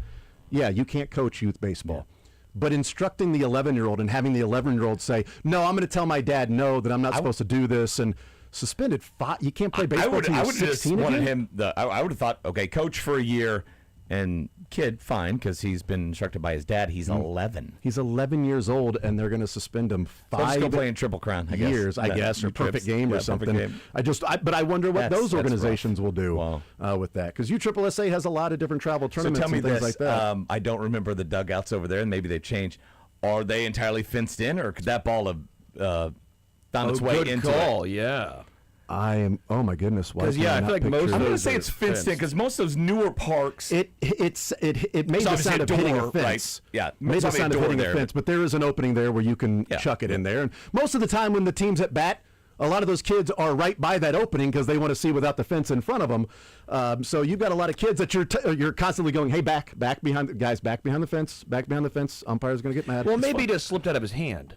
Yeah, no, I don't think so. I'm not sure. Like we've seen, maybe he's trying to throw a cutter like you. He's wild. He's in a sling. He's wild. We've seen some pitchers get mad at a guy that's warming up on deck too close to the batter's box, and the pitcher's warming up, and they'll fire it over by him to move away. So when I was in Wichita, a few months before I got to Wichita, a pitcher named Ben Christensen, who ended up pitching for the Cubs. Wichita State, and this was late 90s, so this Shockers are up and running, right, with baseball. They were playing Evansville, and Evansville had this leadoff hitter. I can't remember his name right now, but it made national news for months, for years. He would always creep close and try to time him out, and it was told by the hitting coach, buzz his tower, get him off that. Yeah, right. He didn't buzz his tower. He dotted him in the eye, and the guy went blind in his eye. Oh, Jesus. Yes, and it was a huge thing. Yeah. And so after that, the umps were more cautious about making sure, okay, you're over here, and so that kind of stuff happens. I wonder in this instance, because what does happen, which I've never seen thrown to the dugout, what does happen is all right, dot this kid, hit it. I wonder if it was apparent that the dad had told the kid to hit somebody in the box. Do you get that kind of suspension if that's known, or the fact that, okay, these guys are out of play, you're trying to hit them with the baseball, if that exacerbated it and made it a bigger suspension? The allegations were that the coach was annoyed and there was some starting to be back and forth, and the coach said to the pitcher, fine, then just hit this kid. And then the kid stepped out of the box or whatever, and it was this, and he goes, well, then throw it at the dugout. It's one of those things. And the kid was like, okay. Wow. So, yeah, parents ruin a lot, man. they ruin a lot, and honestly, I'm fine with the ban for the coach. Yeah, it's the kid. too much for the the kid. The kid is too harsh. Yeah. It's 5 years. He's 11 years old. And you name me an 11-year-old that's out there playing baseball that the dad says, hey, do this, that it's like, that doesn't seem right, but... You might never play baseball again. I'll do that. Yeah, if you can't play youth baseball for 5 years. He's going to pick it back up at 16. Right, yeah, but like we said, there's different organizations that he could go to. Like but where he's game from, PBR might not exist in the town you're in. Exactly. Like around here, it was huge, just USSSA for a long time, and then it's Perfect Game, PBR, the other ones that come around. I mean, it could be his hometown. It's all USSSA. And that's it. And if that's the case, well, then you got to move to a different city to be able to play in different things, or maybe like a Little League sanctioned area that's specifically the Little League organization, not necessarily like, Little League baseball, which, by the way, it took me a long time before I realized that Little League World Series that you had to specifically play in the, quote, Little League. Like you couldn't be a USSSA team or a Perfect Game team. You had to be in there. And there's no Little League in Kansas City. Well, yeah, and it's tiny fields and different dimensions, and the pitching mounds. Pitching mounds like the 10-year-old pitching mound around here. It's like this guy's 12 and he's throwing that fast. He's throwing from 45 feet away. That's why it's that fast. It's the equivalent of 105 because he's throwing from 45. You'll never see Kansas City team make the Little League World Series until we get Little League, which Webb could be City, around the corner. That's what they play down the Webb City, so they've had teams that have made it. I think Little League is close to coming to Kansas City at least one spot. So there would be hopefully. That's when you know the Royals are that bad. Is we have to talk Little Leagues because the big leagues are ass. All the other baseball around here is so interesting outside of the Royals. Dude, it's totally true. UCM, KU. What's the score to KU? Probably winning. I don't know. Yes. Probably taking all of the bad juju of the Royals and their inability to score. And it's great. All the teams around here are hitting home runs, too. Yeah. JCCC is hitting home runs. KU's hitting home runs. UCM is slugging the baseball. And the Royals brought the fences in so the other teams could hit home runs. That's fun. Good for them, though. It's more doubles and triples and home runs there at Kauffman Stadium. It's going to be more of a hitter's park now that they brought the fences in. So, Michael, what's the score to that KU game? Trying to find it. It is not easy to find. 4-1, I think. Still 4-1? Last I checked, which was about 5 minutes ago. Okay, we're great. Well, if the it's Jayhawks have hit 3 homers to get to their 4 runs. If it's anything like JCCC 5 minutes ago, it could be 4 runs. It is now 4-2. 4-2. Okay, there you go. What's the inning? Top 5. Top of the 5. Monarchs are 7-5. See, there you go. 2 games over 500, not 12 games under. Sounds like a winning baseball team to me. You know what people would give for the Royals to be 2 games over 500?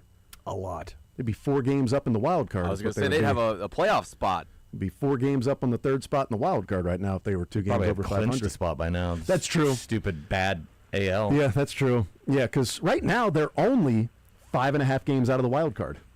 And I talked about it at the beginning of the show, Mick. I said, remember like a week ago, we're like, man, this is crazy. They're only 3 games out of the wild card. And then they're only 3.5 games out of the wild card. And it's crazy because they're only 4 games out. 7 teams out of 15 go to the playoffs. You should be within. But even crappy teams are going to be only 5 games out. But they're only 4.5 games out.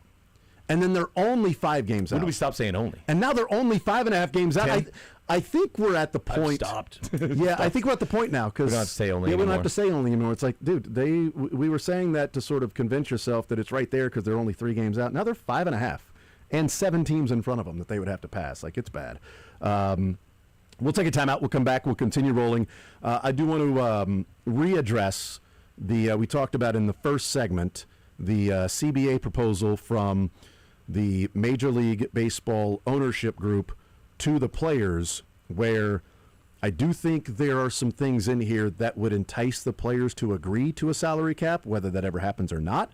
At least there are some concessions that the owners are willing to give. And Jeff Passan said a specific reason why the owners are now in favor of full revenue sharing with the broadcast rights, which I thought would never happen, but they are on board now with this deal for full revenue sharing broadcast rights amongst all teams if the players were to agree to it. Why that is the case, and how we are watching Royals baseball now, unfortunately. More Zone next.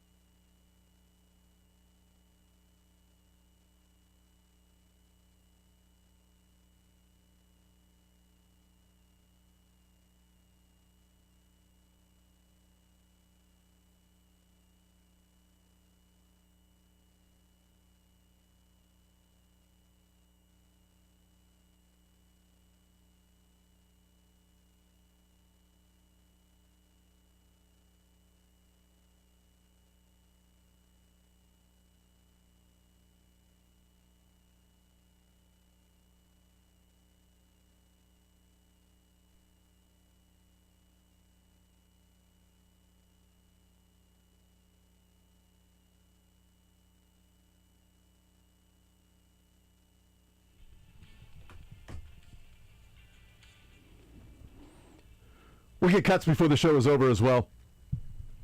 Yes. I've changed, Mick. I said earlier today, this game tonight sort of signifies me changing the way that I'm watching Royals baseball, and You're gonna be like standing on your head. Yes, that's right. I'm going to New watch it perspective? sideways. I'm going to watch it like a dog looks at something that it doesn't understand. Like, what is this? I'm not sure what's going on here. Is this Royals baseball?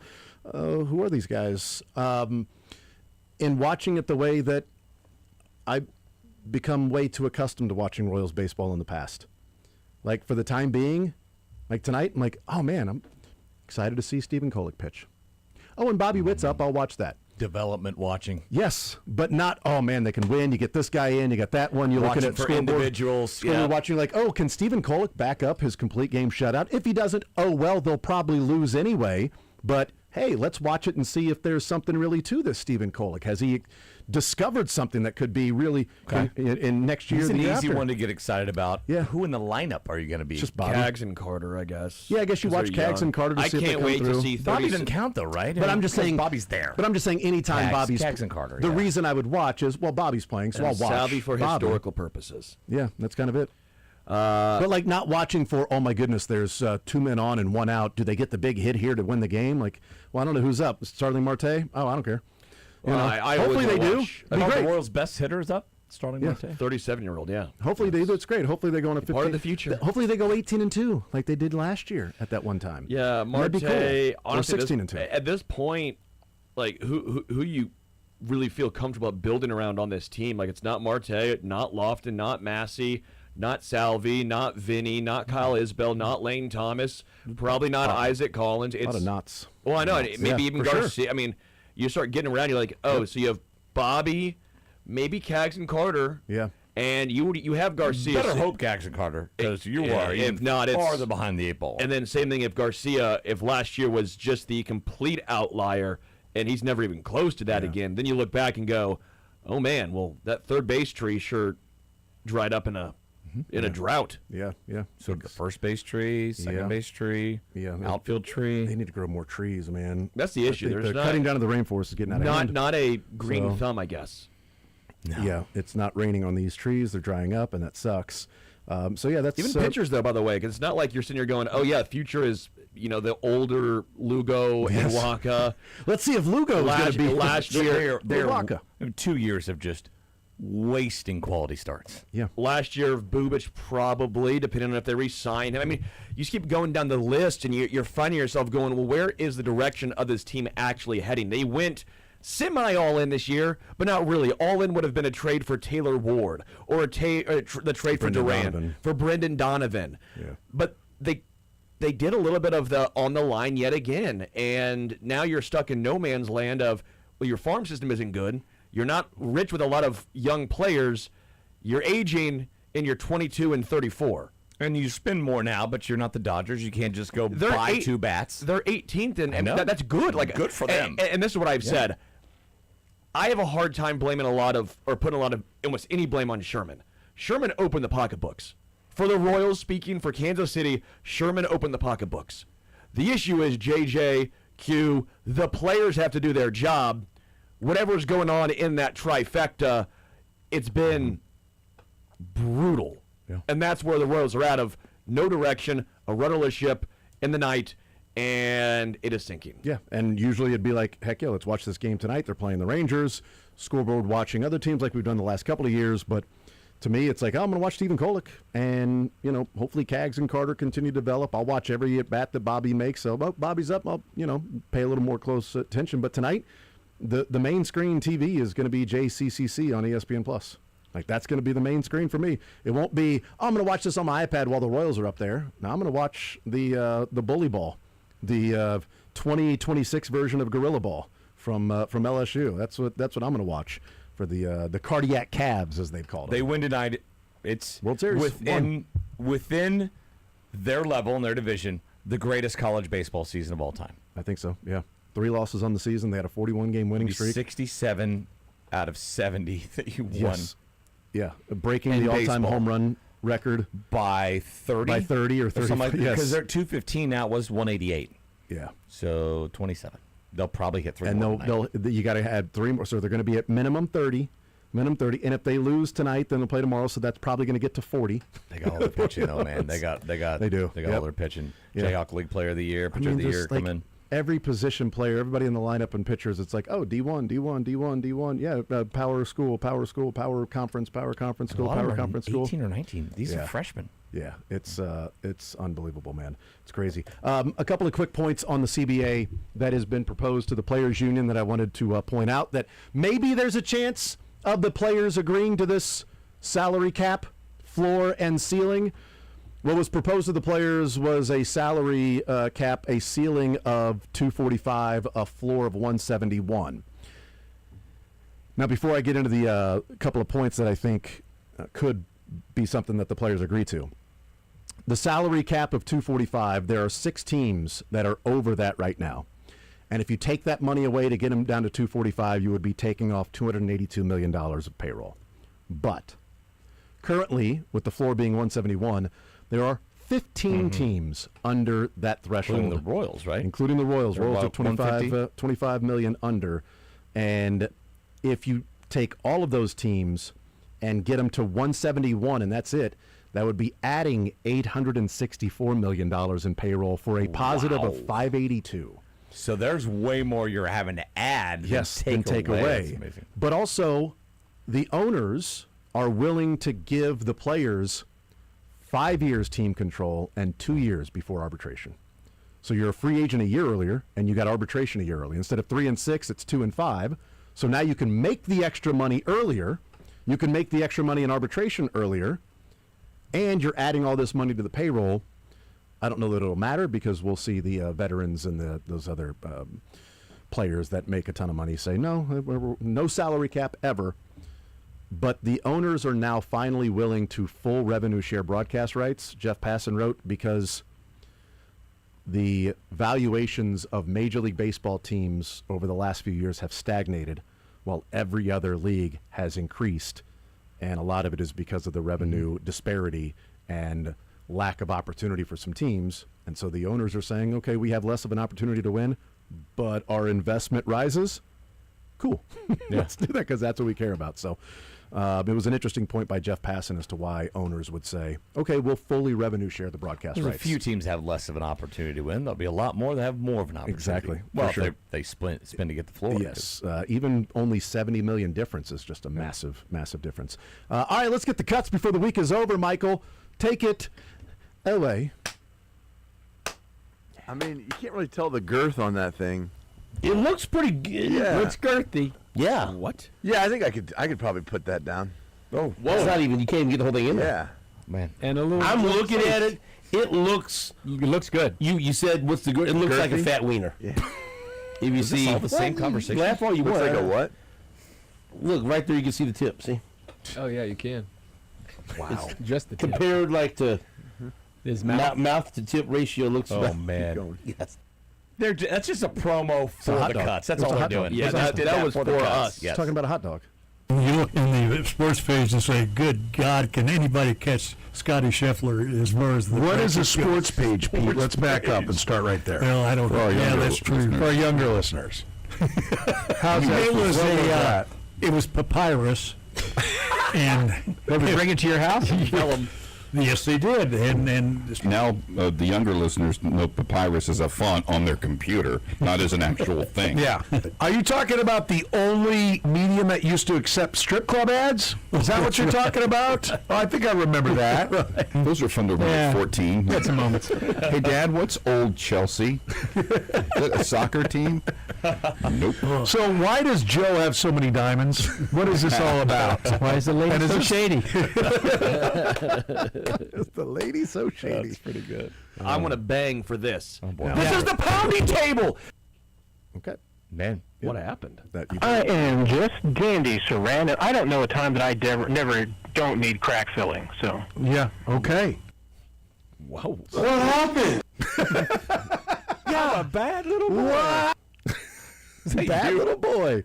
That was Drew Tranquil when he saw Matt Derrick yesterday. What happened?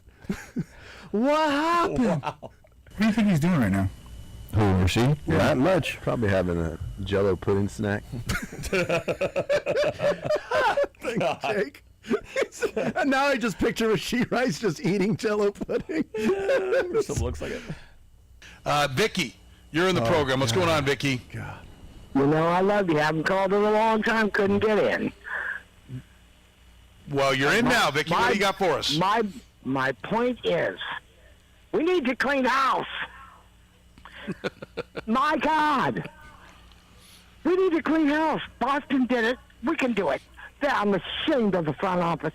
I'm ashamed of our manager. There's